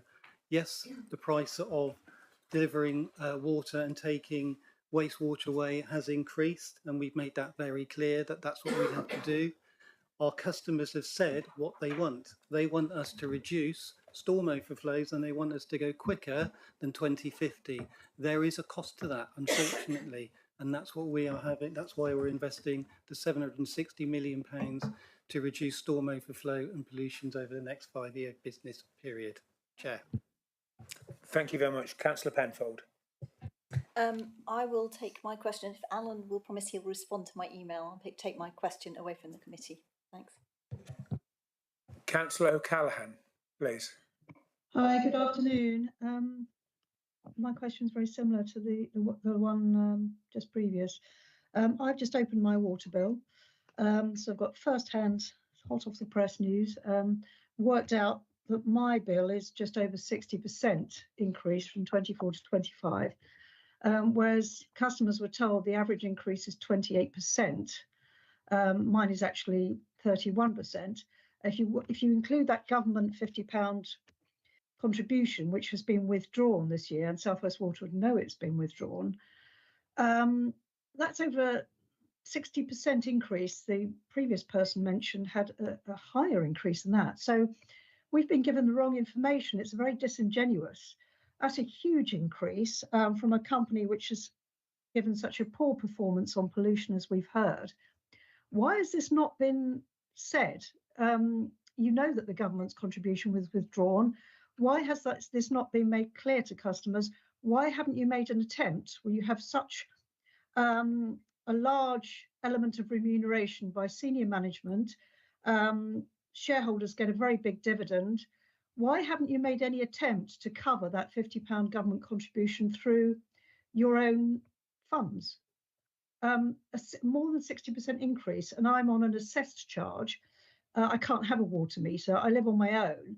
So why am I paying such a big increase? More than 60%. I can't be the only one. I'm not the only one. A lot of people are obviously paying more. This hasn't been publicised. It's pretty scandalous, I would say. Why is this happening? Why haven't you attempted to cover the government contribution in the circumstances? The government contribution was only made, as I understand it, to South West Water customers because so many people are paying for such a lot of shoreline. Well, so few people relatively are paying for such a lot of the coastline to be cleared up. I would like that question answered, please, perhaps not by you, but by South West Water. It's pretty disappointing, to put it mildly. Thank you.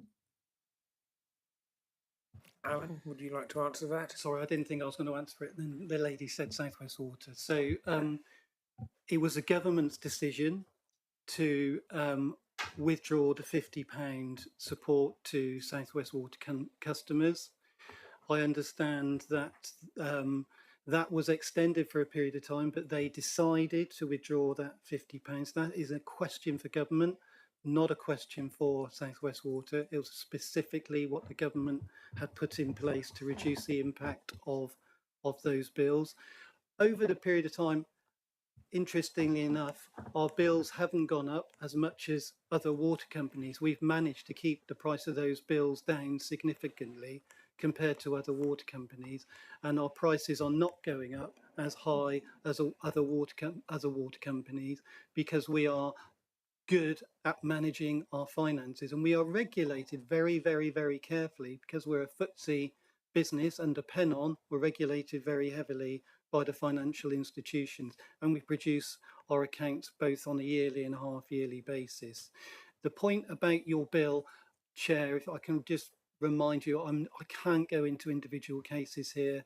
It's not fair. I don't have the detail, and it would be unfair to talk about individual cases. We did agree that in the pre-meeting, so if we want to take that out, we can do it separately, but I'm not prepared to do it in this meeting.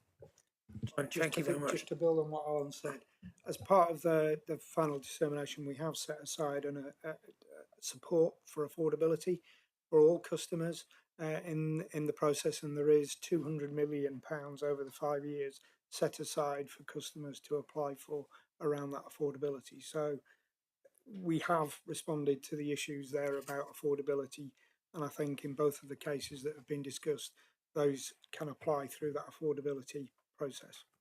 Okay, thank you very much. If I could just come back very briefly. Of course. It's not a question of affordability. I'm just saying I'm an example of probably a lot of other people. That's a similar price increase that they're going to be having. In other words, most of us. I'm no exception. And it's not a question of people going to try and get, if they can't afford it. It's a question of whether it's moral and right to actually do this. That was my point. So, I think you've missed it. You shouldn't be raising, I suspect it's not dissimilar to most people. If you include the £50 government concession, which was withdrawn, then that's an increase. Most people are going to be having 60% or similar increases. So I'm saying I don't think it's right. Do you wish to come back to that, or?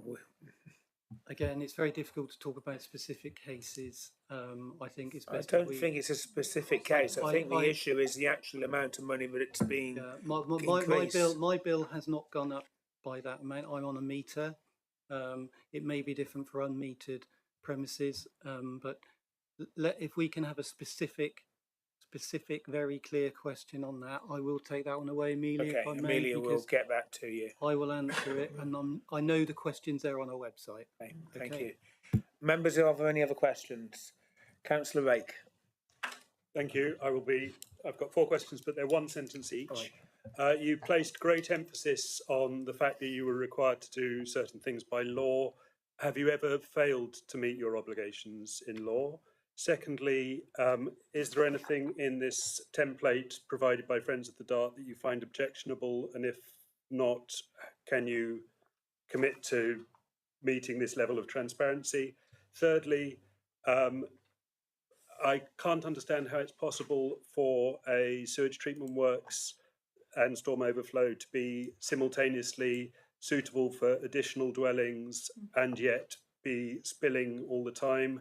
And in a related point, I can't understand how a sewage treatment works or storm overflow can be classified as having 97 spills caused by exceptional weather. Surely that goes beyond the definition of exceptional. So I'll answer those questions. So what I meant by was a regulatory timeline is we have something called the Water Industry National Environment Programme, or WINEP for short. We did on a number of occasions fail to deliver 1 or 2 schemes out of a couple of hundred. So there are times when we don't deliver that. There are reasons, and we have to report that. If you recall, when I came to the one previous to the last one, we talked about the environmental performance assessment, and in that assessment it talks about the delivery of our WINEP programme, and we hadn't delivered against the requirement of that for a number of schemes. That's what I meant about the regulatory timeline. We are held to that, and it's called the WINEP, and that WINEP is actually published by gov.uk now, and you can see everything on it and all the delivery. I've looked at it. It's incredibly comprehensive, and there will be things in there that you will understand, and there will be things in there that you won't understand. And I'm not being patronising. It is in so much detail, but that's what the Environment Agency have decided to publish. That answers that question, hopefully. I've just said we haven't met some of the regulatory timelines on the WINEP. Yep.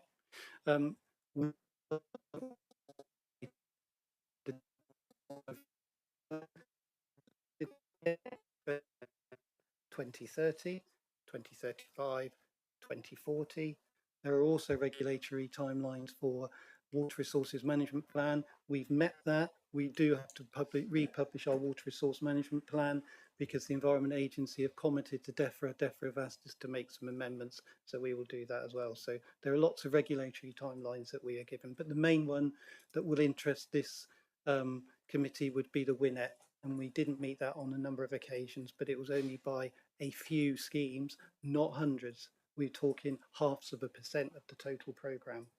The next one was on the template. I'm not going to answer that question now. I'd need to take it back into the business, and we will liaise separately with the Friends of the River Darts. I think it's important, as you've come up with the idea, we will liaise with you on that. I do have concerns about some of the things in there about naming officers specifically and contact details, but we can talk about that. And I'm being honest with you because that will be one of the things that we'll need to consider.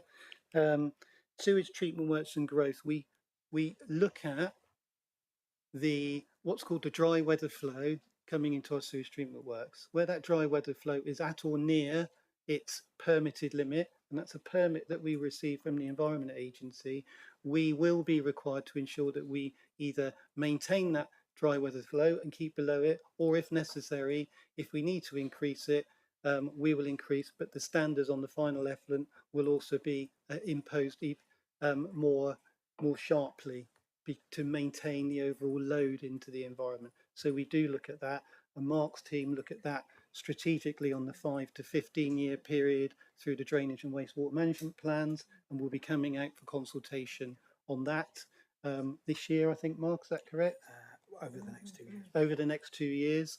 We also look at the local plans that you develop, and we're currently going through a round of conversations with all of the local planning authorities. Our team are in Cornwall today to talk about it. We will be coming out to South Hams as well as part of our round of conversations on local plans to talk to you about what that means for you and what that means for us and what it means for the 1.5 million housing target that the government have put in place, which came after our original submission on our plan to Ofwat, so that needs to be accommodated.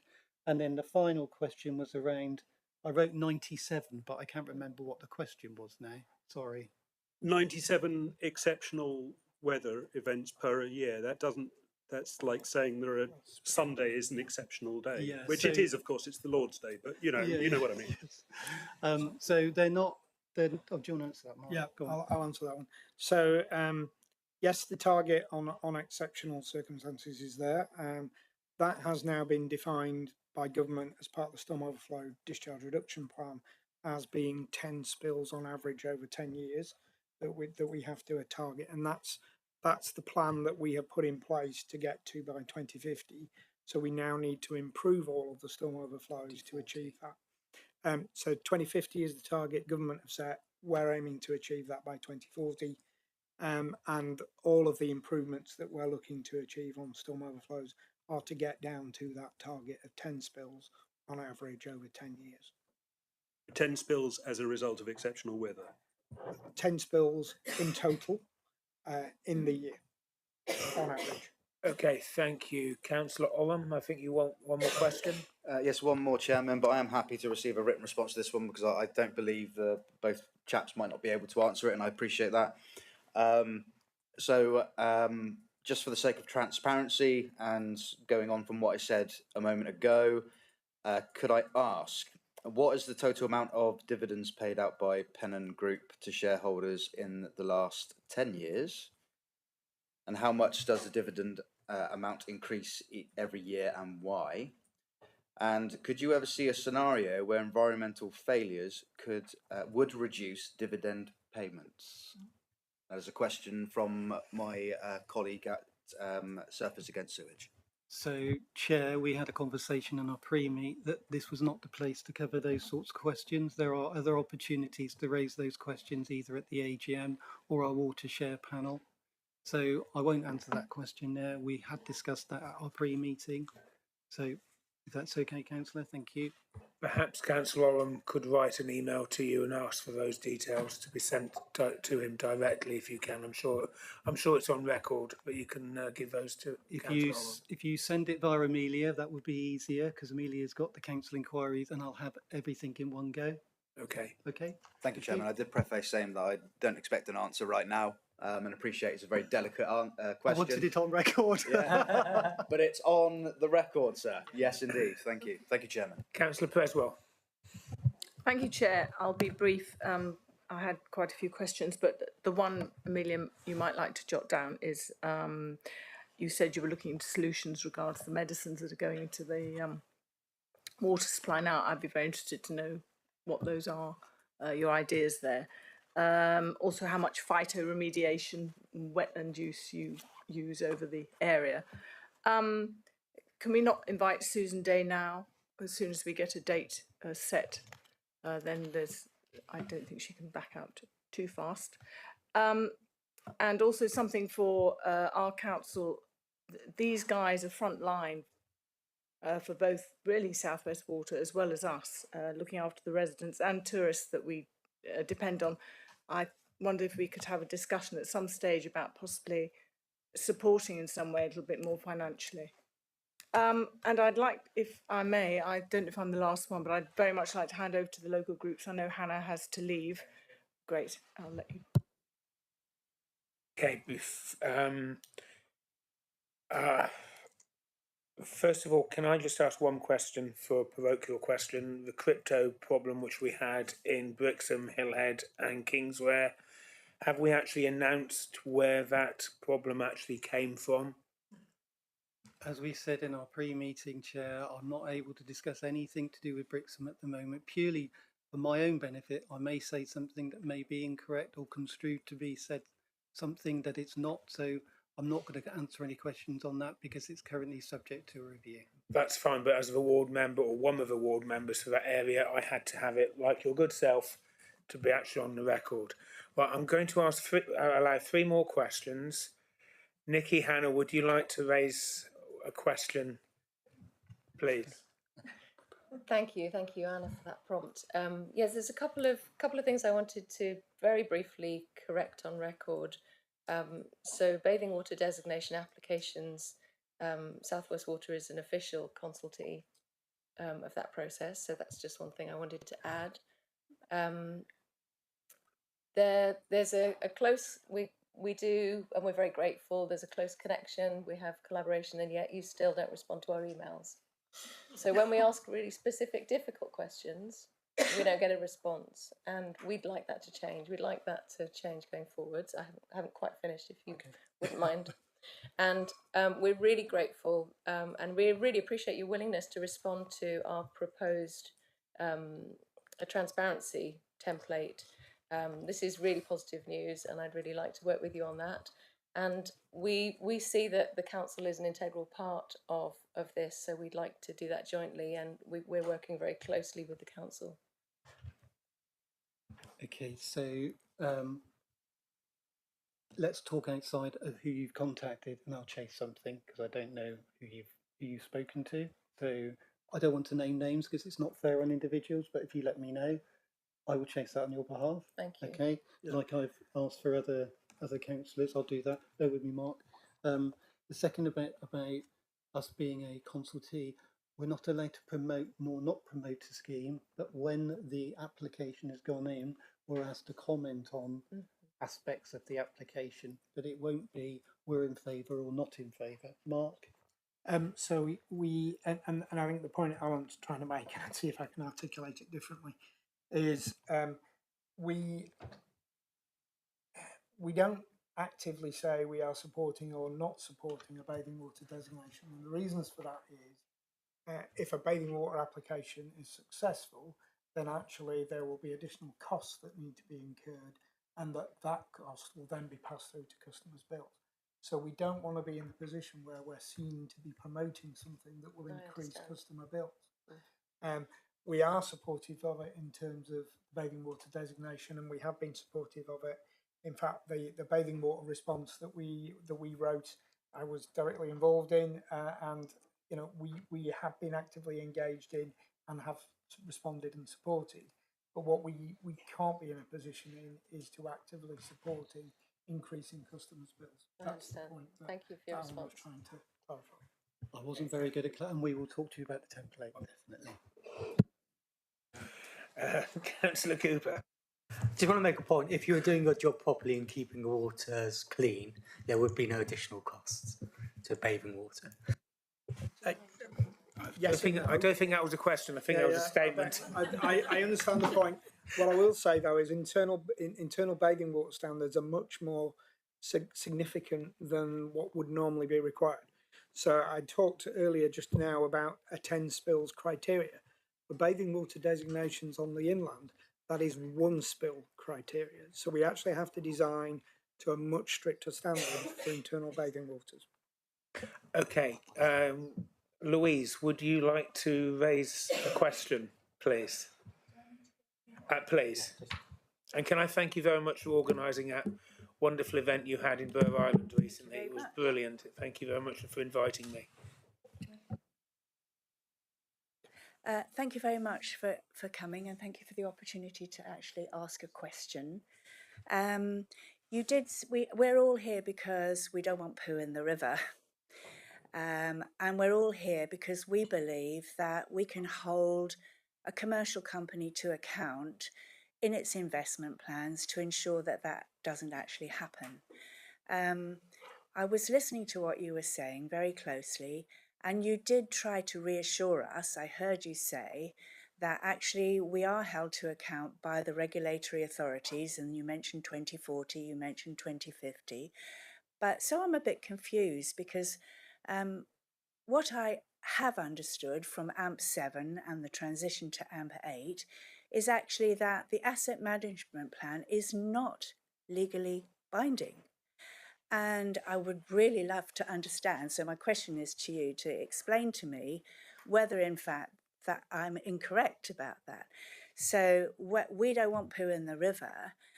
The AMP7, the promises made by all the water companies about environmental protection promised, and you mentioned 60% and 40% and some nice numbers like that.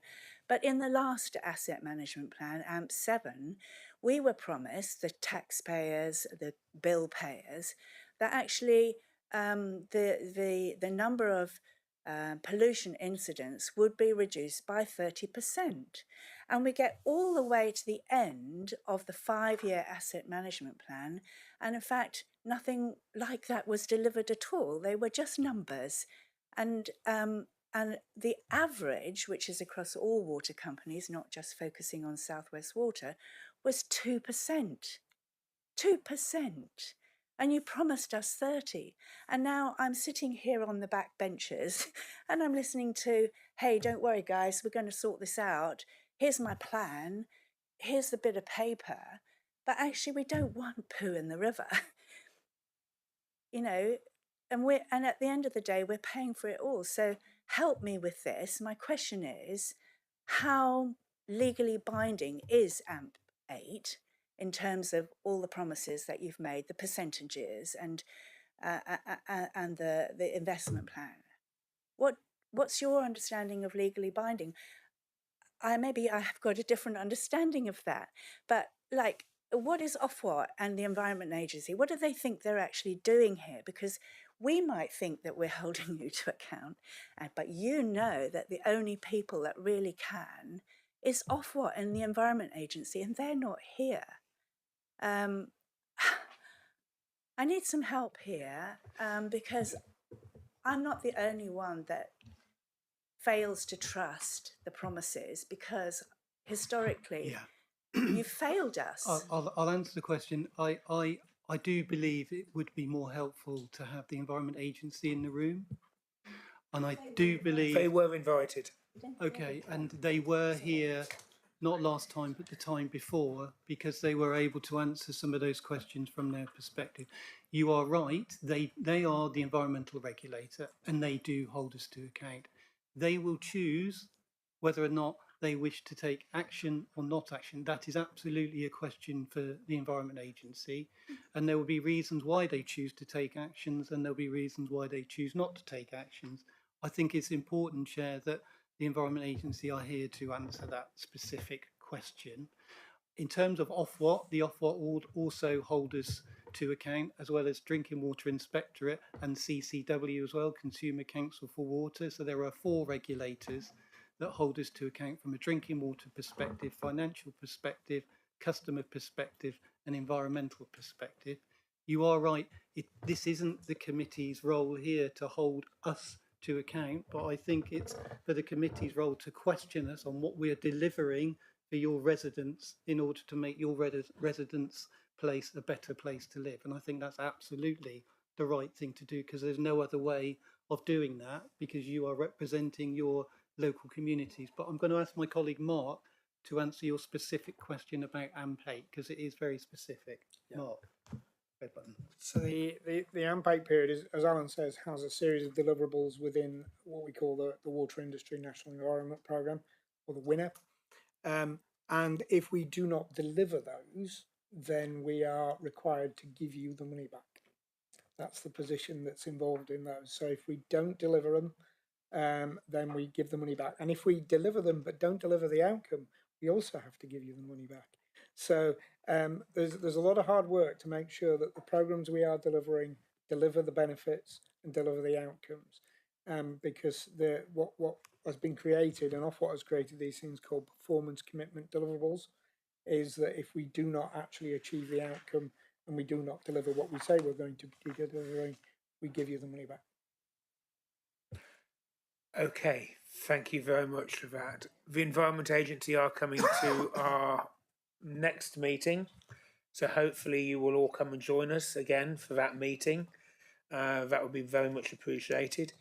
Would you like a question, lady or gentleman?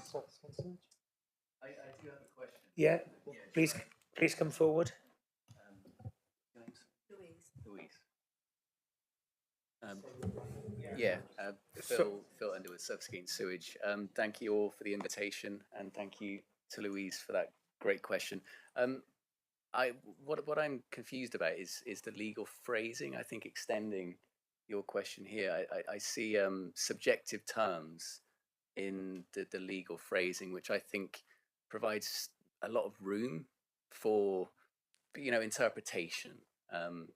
These extreme weather events and what represents the conditions under which you can or cannot emit. But what I'm confused about is that we're fundamentally dealing with a quantitative system.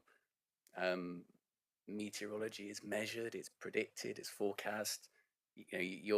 Southwest Water is no stranger to metering water flow. So I don't understand why the legal framework isn't established around a quantitative basis instead of subjective terms that clearly give you a lot of room to do what you want.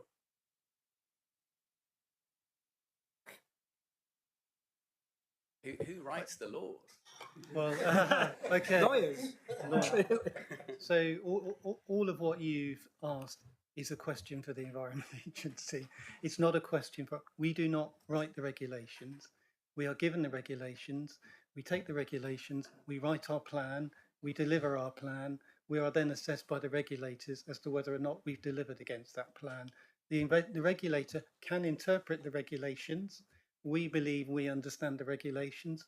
We have a deadline to deliver a storm overflow by 2030. That would be 2030, March the 31st, 2030. So there's a very, very clear deadline by which we have to deliver something. The Environment Agency should come out and check what we've said we've done has been done. So they'll come out and look at it and say, right, okay, show me what you said you've done has been done. And they'll inspect it and they'll have a look at it. And that's when the WINEP, as I mentioned just now, is signed off. There are other regulations that come into place. Are we compliant with our permit? Are we compliant with our final effluent standards? Are we compliant with drinking water standards? There are a plethora of regulations, but like any act or any law, that's why lawyers are employed, because sometimes it can be interpreted differently by different people. but we believe we do it in truthfully to respond to the requirement of the regulator. Okay, thank you for that. Councillor Carson, and this is the very last question. Thank you, Chairman. Unfortunately, there's two. Can you give us reassurances that the poor water quality during inclement weather, as monitored at Bridgend Creek in Osmea, will not increase with the large housing development at Colleton Park? We believe no increase in waste storage capacity has been considered, yet this is already a hotspot. That's my first question. And my second question is regarding the residents in Brixton. We regularly have sludge put in a field quite close to my home, which absolutely reeks. You mentioned earlier that the sludge isn't completely clear of all the hormones and various issues, and yet that is sat in a field ready to go in, and if the rainwater comes, it's now down in the River Yelm. So what can we do about that? So can I ask that the first question comes in via Amelia, because it's quite specific, and I would be ill-advised to try and answer it here, if that's okay, but I'll make sure you get a reply to that one. The second question, we are bound by regulations when it comes to sewage sludge disposal, and the Environment Agency regulate our activity where they believe that it's not being held in the manner in which it should be held. They will take whatever action they feel is necessary for us to put it right.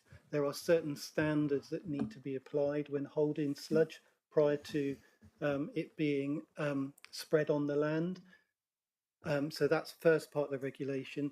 It's then up to the owner of that land to ensure that that sludge is applied in accordance with the agricultural sludge and something other regulations. It's not us. So if they spread it incorrectly or too close to a watercourse, that is their issue to deal with. We need to make sure that it meets the requirements of the sludge standards and it's stored appropriately before it is used and spread. So there's a number, again, so from SAS, there are a number of regulations that apply and we are required to comply with those. Mark's got some additional. Yeah, the comments I made earlier. So at the moment, there are, and you will have seen lots of press articles of The Guardian and things like that, which is expressing views about the validity of sludge going to land at the moment. The reality is the sampling around that and the way in which we understand the levels of things like PFAS and AMR and all of these things, they're only just being, measured, and therefore we don't understand the quantum of that across the whole of the UK and the elements of it. What we are seeing is that the levels of those things in the more rural areas are much lower. And so the samples that we have seen in the southwest say that actually those are within permitted levels. But actually some of the sampling that we've seen in some of the inner cities and so forth have been much higher. So we are still trying to understand the scale of this nationally in terms of what is a problem with spreading sludge to land and what isn't a problem. And at the moment that data is still being gathered so that we can understand, and there are quite a number of national research programs which are looking at those components. That will then impact, and as that data becomes more visible and understood, that will then influence government policy and procedures. But at the moment, the policies aren't set in that space that allow us to understand what that is. But at the moment, we're doing a lot of data gathering to try and understand that. And as I say, the data for the Southwest is showing everything is fine. Okay. Thank you, because it is banned in certain councils. It is banned in certain countries. In London as well, the councils have banned it there. Well, different people are taking different views at the minute, but I think the point I'm trying to make is the evidence base is quite low at the moment, whether it's an issue or not an issue. The data I've seen for the Southwest is fine. Okay, thank you for that. Alan, briefly? Yeah, and Amelia did talk about it. I did talk about it before the meeting, but just for the record, I have received the Avon River Champions questions. You will receive a full response to those. It's gone into our EIR process because there's a lot of questions in there that I can't answer because I don't have them here. So we've not forgotten about you, but for the record, I have it. It's now in the process, and you will receive an update as to where it is, so you get a full response. Okay. Okay, thank you for that. So I'm going to start winding up. I'm going to make a recommendation that we call Susan Davey to a meeting once more of South Hams District Council ONS at her convenience, not at our convenience, but at her convenience, so that she has to attend a meeting that she can attend, give us some dates that she's able to come to our meeting, and then we will fall around her other than the other way around. So I'm going to move a recommendation to that. Can I have a seconder? Seconded, Yeah. Chairman. All those in favour of that one? Yeah. I'm perfectly happy to work. I've always worked Sundays. And then the next one I'm also going to recommend is that the template which Friends of the Dart have produced here for us today, that we ask South West Water to seriously consider adopting that template.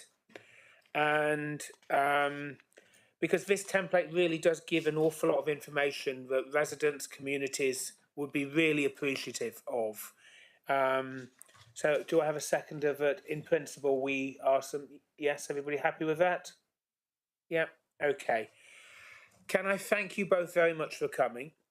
Please do not see our criticisms of South West Water to be personal. It's not. You both work immensely hard. You've got a thankless job, and I don't know how you do it. But I'm going to wind up and say, unfortunately, South West Water are failing the residents of the South Hams.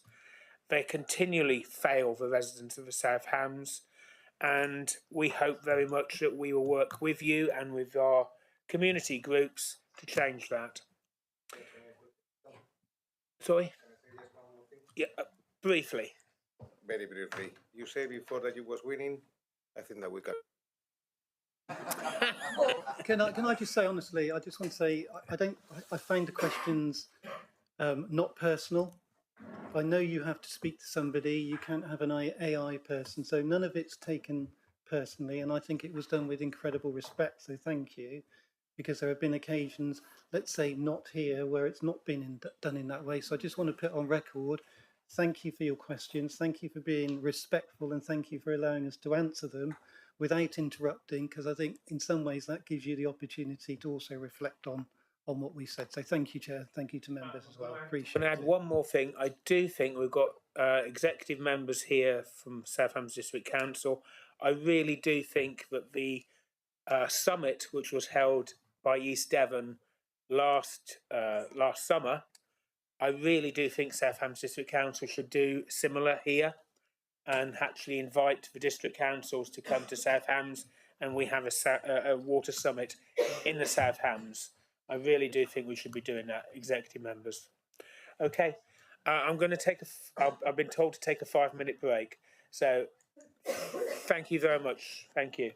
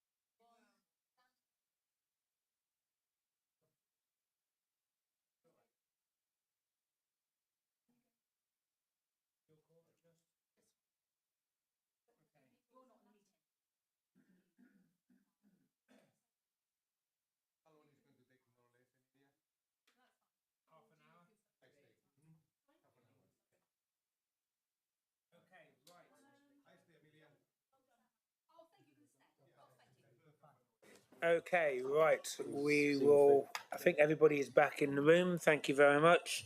So, item 8, digital switchover verbal update is now going to be put back until the next meeting. Councillor McKay, would you like to come to the front for the climate and biodiversity, item 9, and Councillor Dommett as well, please. Sorry.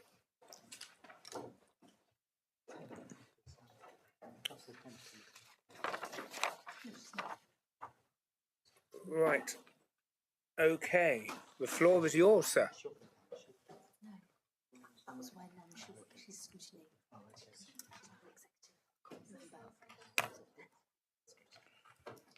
Sorry. Sorry.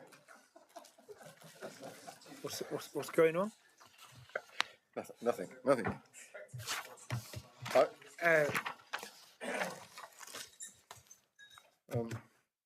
Okay. Yeah, I think so. I don't like to rush you, but we're only going to be quiet for another half an hour. So sorry, I almost... No, we need to apologise really to your good selves, but that was a very important section of this meeting. Oh, you can borrow these. Amelia, these have been left behind. Oh, have they? By whoever was sat here. Oh, that's Alan. Right, I'm sure everybody's read the item 9. I'm assuming on page where it's page 12, it says we'll include some opening narrative here.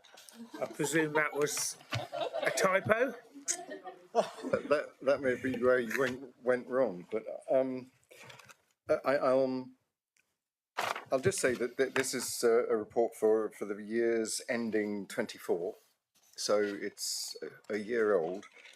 But nonetheless, it's indicative of an awful lot of work that's gone on during that period. I think most of the activities are either on track, completed, and I think there might be just 1 or 2 that are slightly off. But apart from that, it shows the amount of hard work that's been going on. So I'm assuming that everybody's read it. If there's any questions, either I, Nadine, or Adam will try and field them. Right, I'm going to open with a few questions, if I may. C1.1, the hiring of the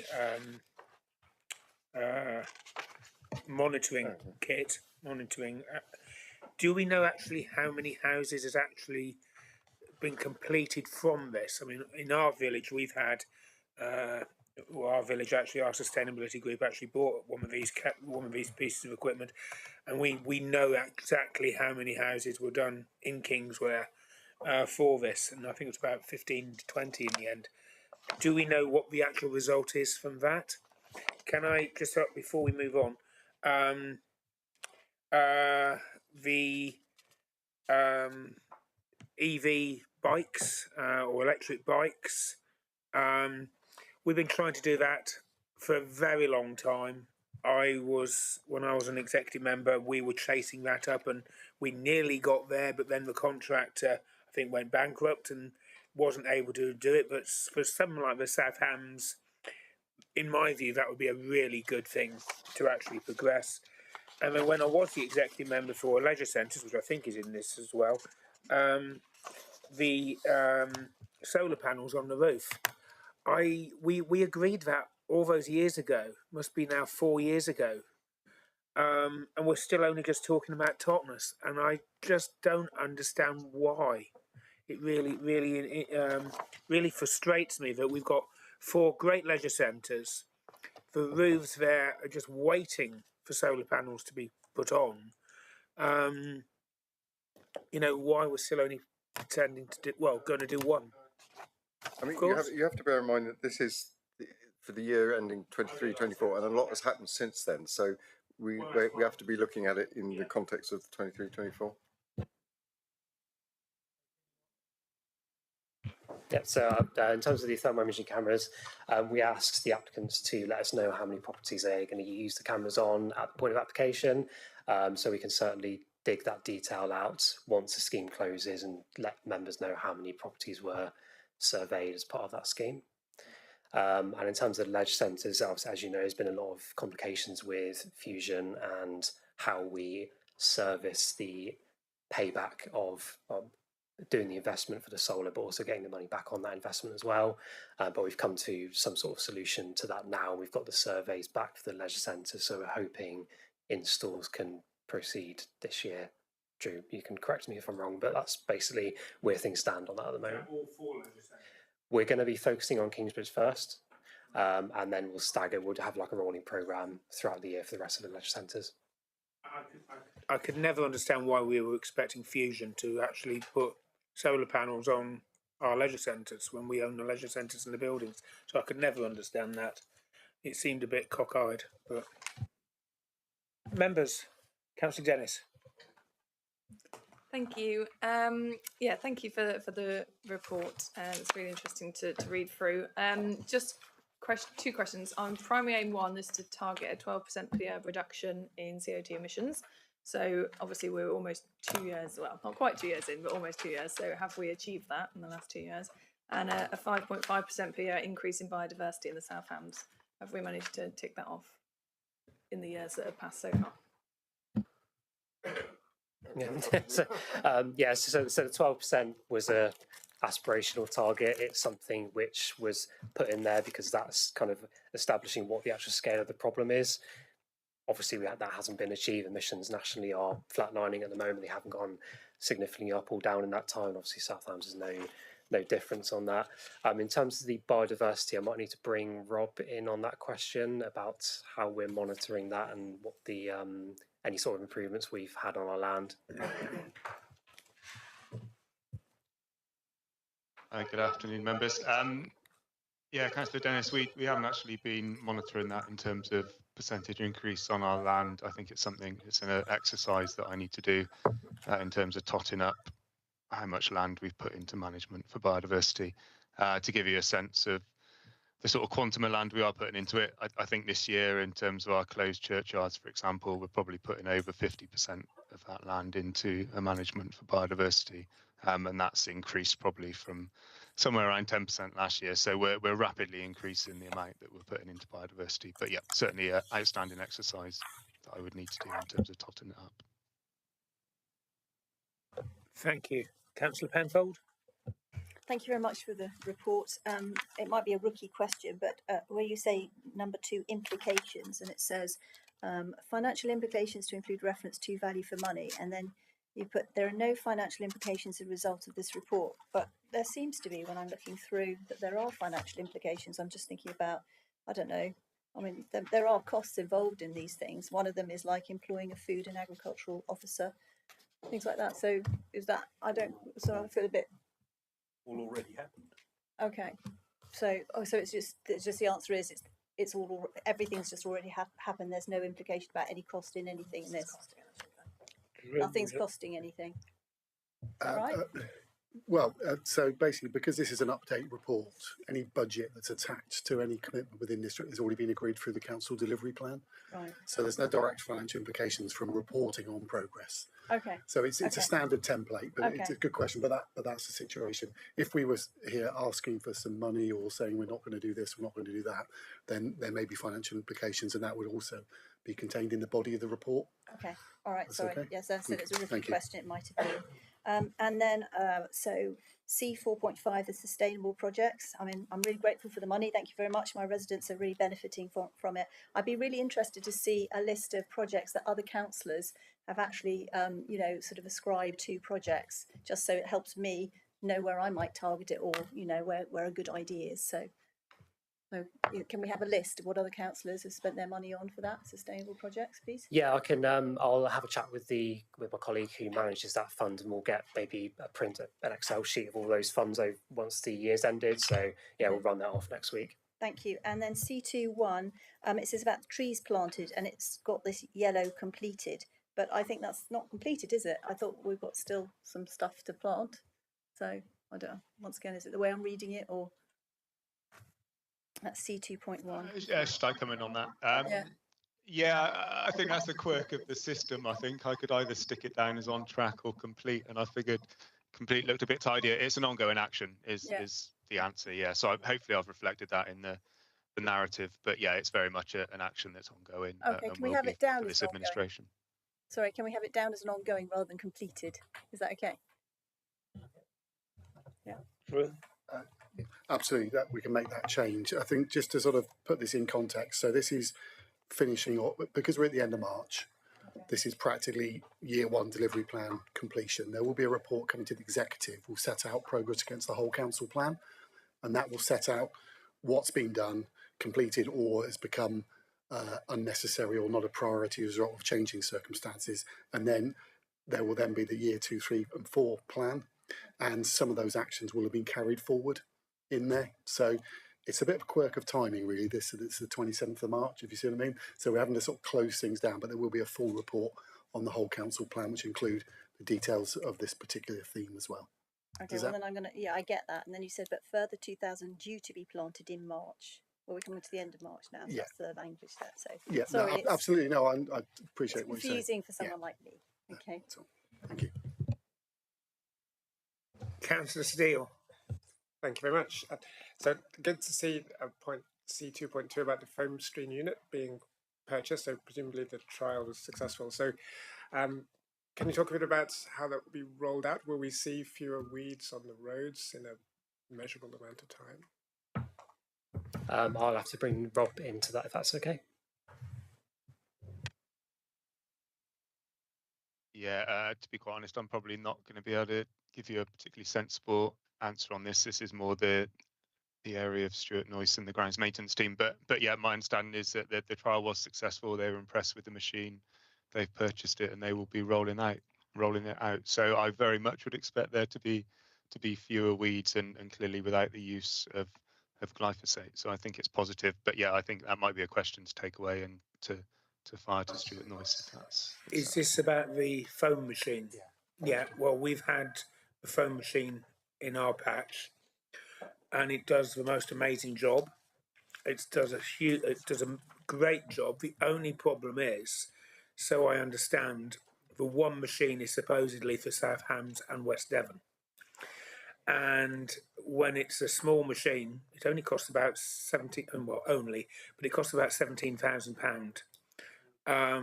But when it has to be shared between West Devon and South Hams, we're not going to see it very often.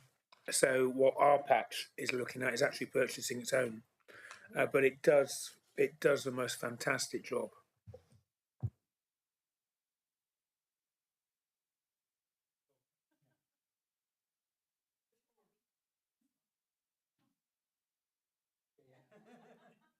Well, we were thinking of that. We could charge you.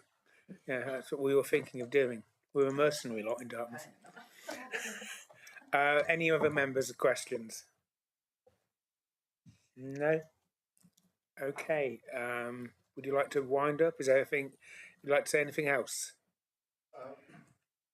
Only to congratulate the team and the council. You know, there's an awful lot of work that goes on in the background that even I'm not often not aware of, and this is a report that demonstrates all that good work. So when we have this report for next year, the leisure centres will all have solar panels on.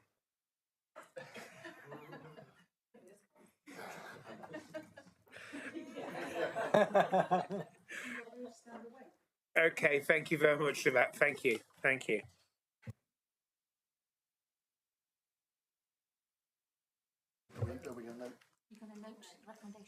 Yeah, is everybody happy to note that recommendation? Yeah. That was simple. Right. Item 10, key performance indicators. Councillor Hopwood, are you still there? Oh, only just. I'm losing the will to live. Yeah. It's always nice to see you. Well, there you go.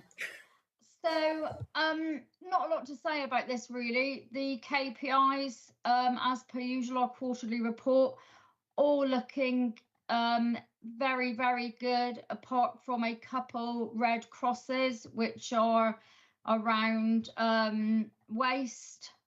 But apart from that, everything is looking, the call centre, the total calls into the centre is on a warning, an amber warning. But really it's up to you, Chairman, and members of the Overview and Scrutiny Committee to ask any questions if they wish. Can I ask one? Community services, missed bin collections and recycling. Missed bin collections, I mean, I presume you have the same problem in your patch as we all do. It seems to be the same areas that keep on being missed. And is there a reason for that? Not that I'm aware of, but I would say that I would give this one another 12 months, because it's still settling down, and it has. I mean, you can see the difference between 23, 24, and 24, 25. The difference is incredible since it was brought back in house, and the in-house team do an amazing job. So if it was off target in 12 months' time, I would be I would start to be concerned. But I'd like to ask you just to give it 12 months so everything beds down. Obviously, the recycling, we introduced it into other patches a while back, and it all just needs to bed down. We are improving on our recycling rate, although it is still under target, but it's nearly, you can see if you look at the recycling one, it's nearly there. We're on 46% and the target's 57%. So we are there. The national benchmark for recycling is 42.4. So we're over the national target, but our own target, we are below. Okay, members, questions? Councillor Steele? Yeah, just about council tax collection. You know, the graph seems to be flat, January, February, about sort of 80, just over 80%, but the number reported is 95. Is that just the graph missing a couple of figures, do you know, or is that, have we not collected any council tax January, February? So it's page 45. It means nothing to me. There's no, Okay. there's no, okay. There's no, I don't know if Neil's, oh yeah, I've just got it here. I think it's a blip on the graph, to be honest, because we did continue to collect council tax throughout the year, so we'll get that rectified in the next report. Yeah, sorry, I've just got to the page now. I mean, we have a fantastic collection rate for council tax in the South Hams, and it always has been very high. So, long may it continue, and that's down to that. You know, that is down to our residents. Okay, thank you, Councillor Hopwood. Councillor Dennis. Thank you. It's just a concern really that I'm not that the customer call centre KPI. I'm still not confident that that's really capturing the true picture. I mean, I know certainly when I phoned up to do something, that yes, the phone is answered within minutes, but then I get transferred and then I get told to leave a message and someone will get back to me within 7 days. So I would still prefer to see, you know, how long does it take when contacting the customer service for the issue to be resolved, as opposed to just how long does it take for the phone to be answered. And then my second question was the environmental health one, which is a new KPI, and I just wondered why that had been added in and what the reasoning behind that was. Thank you. Well, with regards to the contact centre, I understand what you're saying, but of course it all depends what you're phoning up for. Some issues are easy to resolve, and they can be resolved by the contact centre immediately. Other issues need to go into the back office and be resolved somewhere else. So depending on the issue is how long it would take to resolve. So I think it would be difficult to give an indication, because you're on about complexity of calls. I mean, I would take comfort in the fact that in my mind, the most important calls we take are for housing benefit, etc., and those indicators are always really good.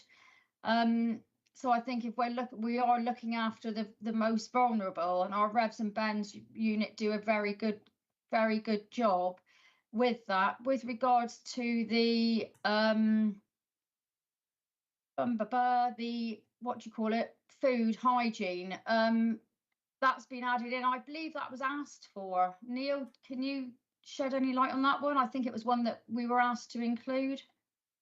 I can pick that up, Chair, if that's okay. So previously, we try and get a sort of a broad sort of church of different services represented in the KPIs, and we used to have one for temporary event notices, which was always 100%. So we felt we didn't really show anything. So we've been working on trying to bring something forward from environmental health. So the food high-risk food inspections is the one that we brought forward. So hopefully it will just give members some comfort that that work is being carried out to a high standard. If that's okay, Councillor Dennis. Okay, thank you. Do members have anything else of Councillor Hopwood this afternoon? Councillor Penfold. The number of complaints responded to within the timeline. I don't know whether I've missed it, but it's about, what about satisfactory resolution of complaints? So there's a response, but is that satisfactory? So do we capture that anywhere? Well, so a response will be a satisfactory. There's different. Oh, sorry, there's some lag. You've got your mic on still, Councillor Penfold. Thank you. A response will be as satisfactory as the person wants to read the answer. So if a resident, for instance, wants to write in and complain because their plan application has been turned down, they may get a response that they don't think is satisfactory. If someone's wanting a response because they haven't had their bin collected, they might not get a satisfactory response. So I think something like that is very hard to judge, because it all depends on the complaint and the nature of the complaint. I think that for me, the important thing is complaints are completed on time, and whether they're satisfactory or not is how that person takes them. But they are escalated. So if someone makes a complaint, it all depends what stage it goes to as to where it's taken. So I think 100%, you can't get any better than 100%, can you? You happy with that, Councillor Penfold? Councillor Penfold will come back to you. Chairman, I can just build on what Councillor Hopwood said, and of course, an indicator, as Councillor Hopwood alluded to, of satisfaction is, did they escalate through to the stage 2 of the process? And I think that's what Councillor Hopwood was saying. And then on to the Ombudsman, and there is an annual report that we do bring to this committee on the Ombudsman complaints process, and we do set out there the escalation through to stage 2. So that's the report that really is the indicator of satisfaction with the complaints process. How many went to stage 2 because they weren't happy at stage 1? Thank you, Neil. Thank you very much. Is there anything else for Councillor Hopwood? Everybody happy? Thank you, Councillor Hopwood, for staying. Councillor Jackson? No? Oh, sorry. Right, move for recommendation. Everybody happy with that? Yeah. Thank you very much. Thank you. Now we go to item 11. Item A, hunting on council land. Councillor Dennis, you wanted to raise this?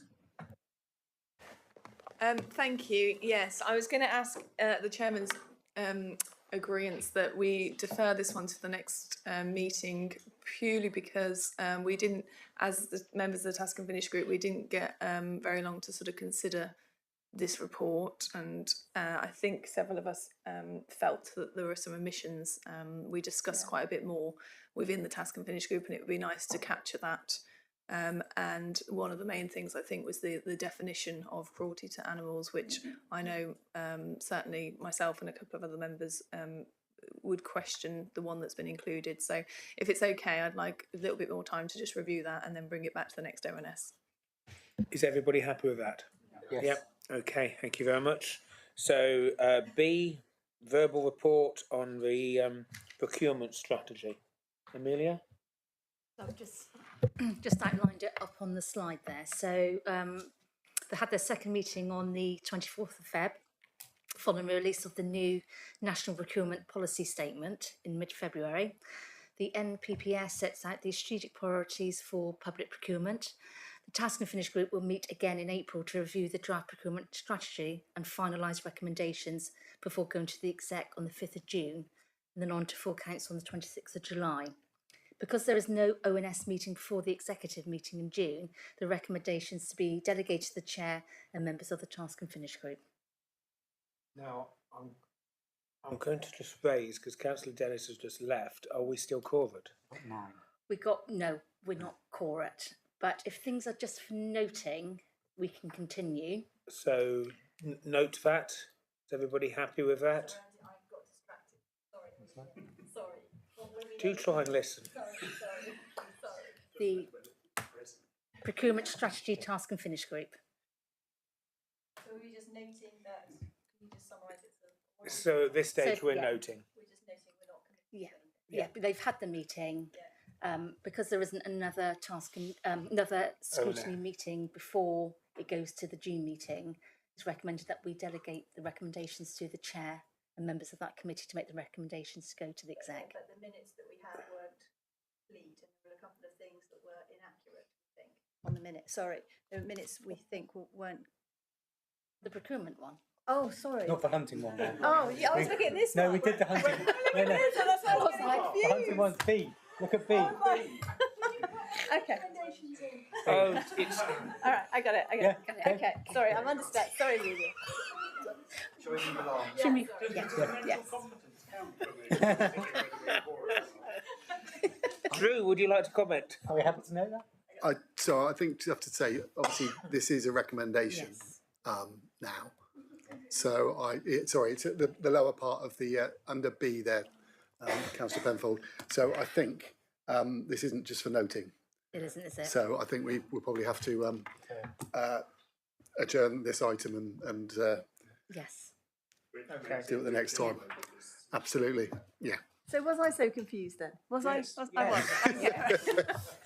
Yes. Yeah. So I'll make certain you get home safely. So this will also be applicable for the next one as well. So that will have to be. Okay. Okay, so B and C, are you still with us?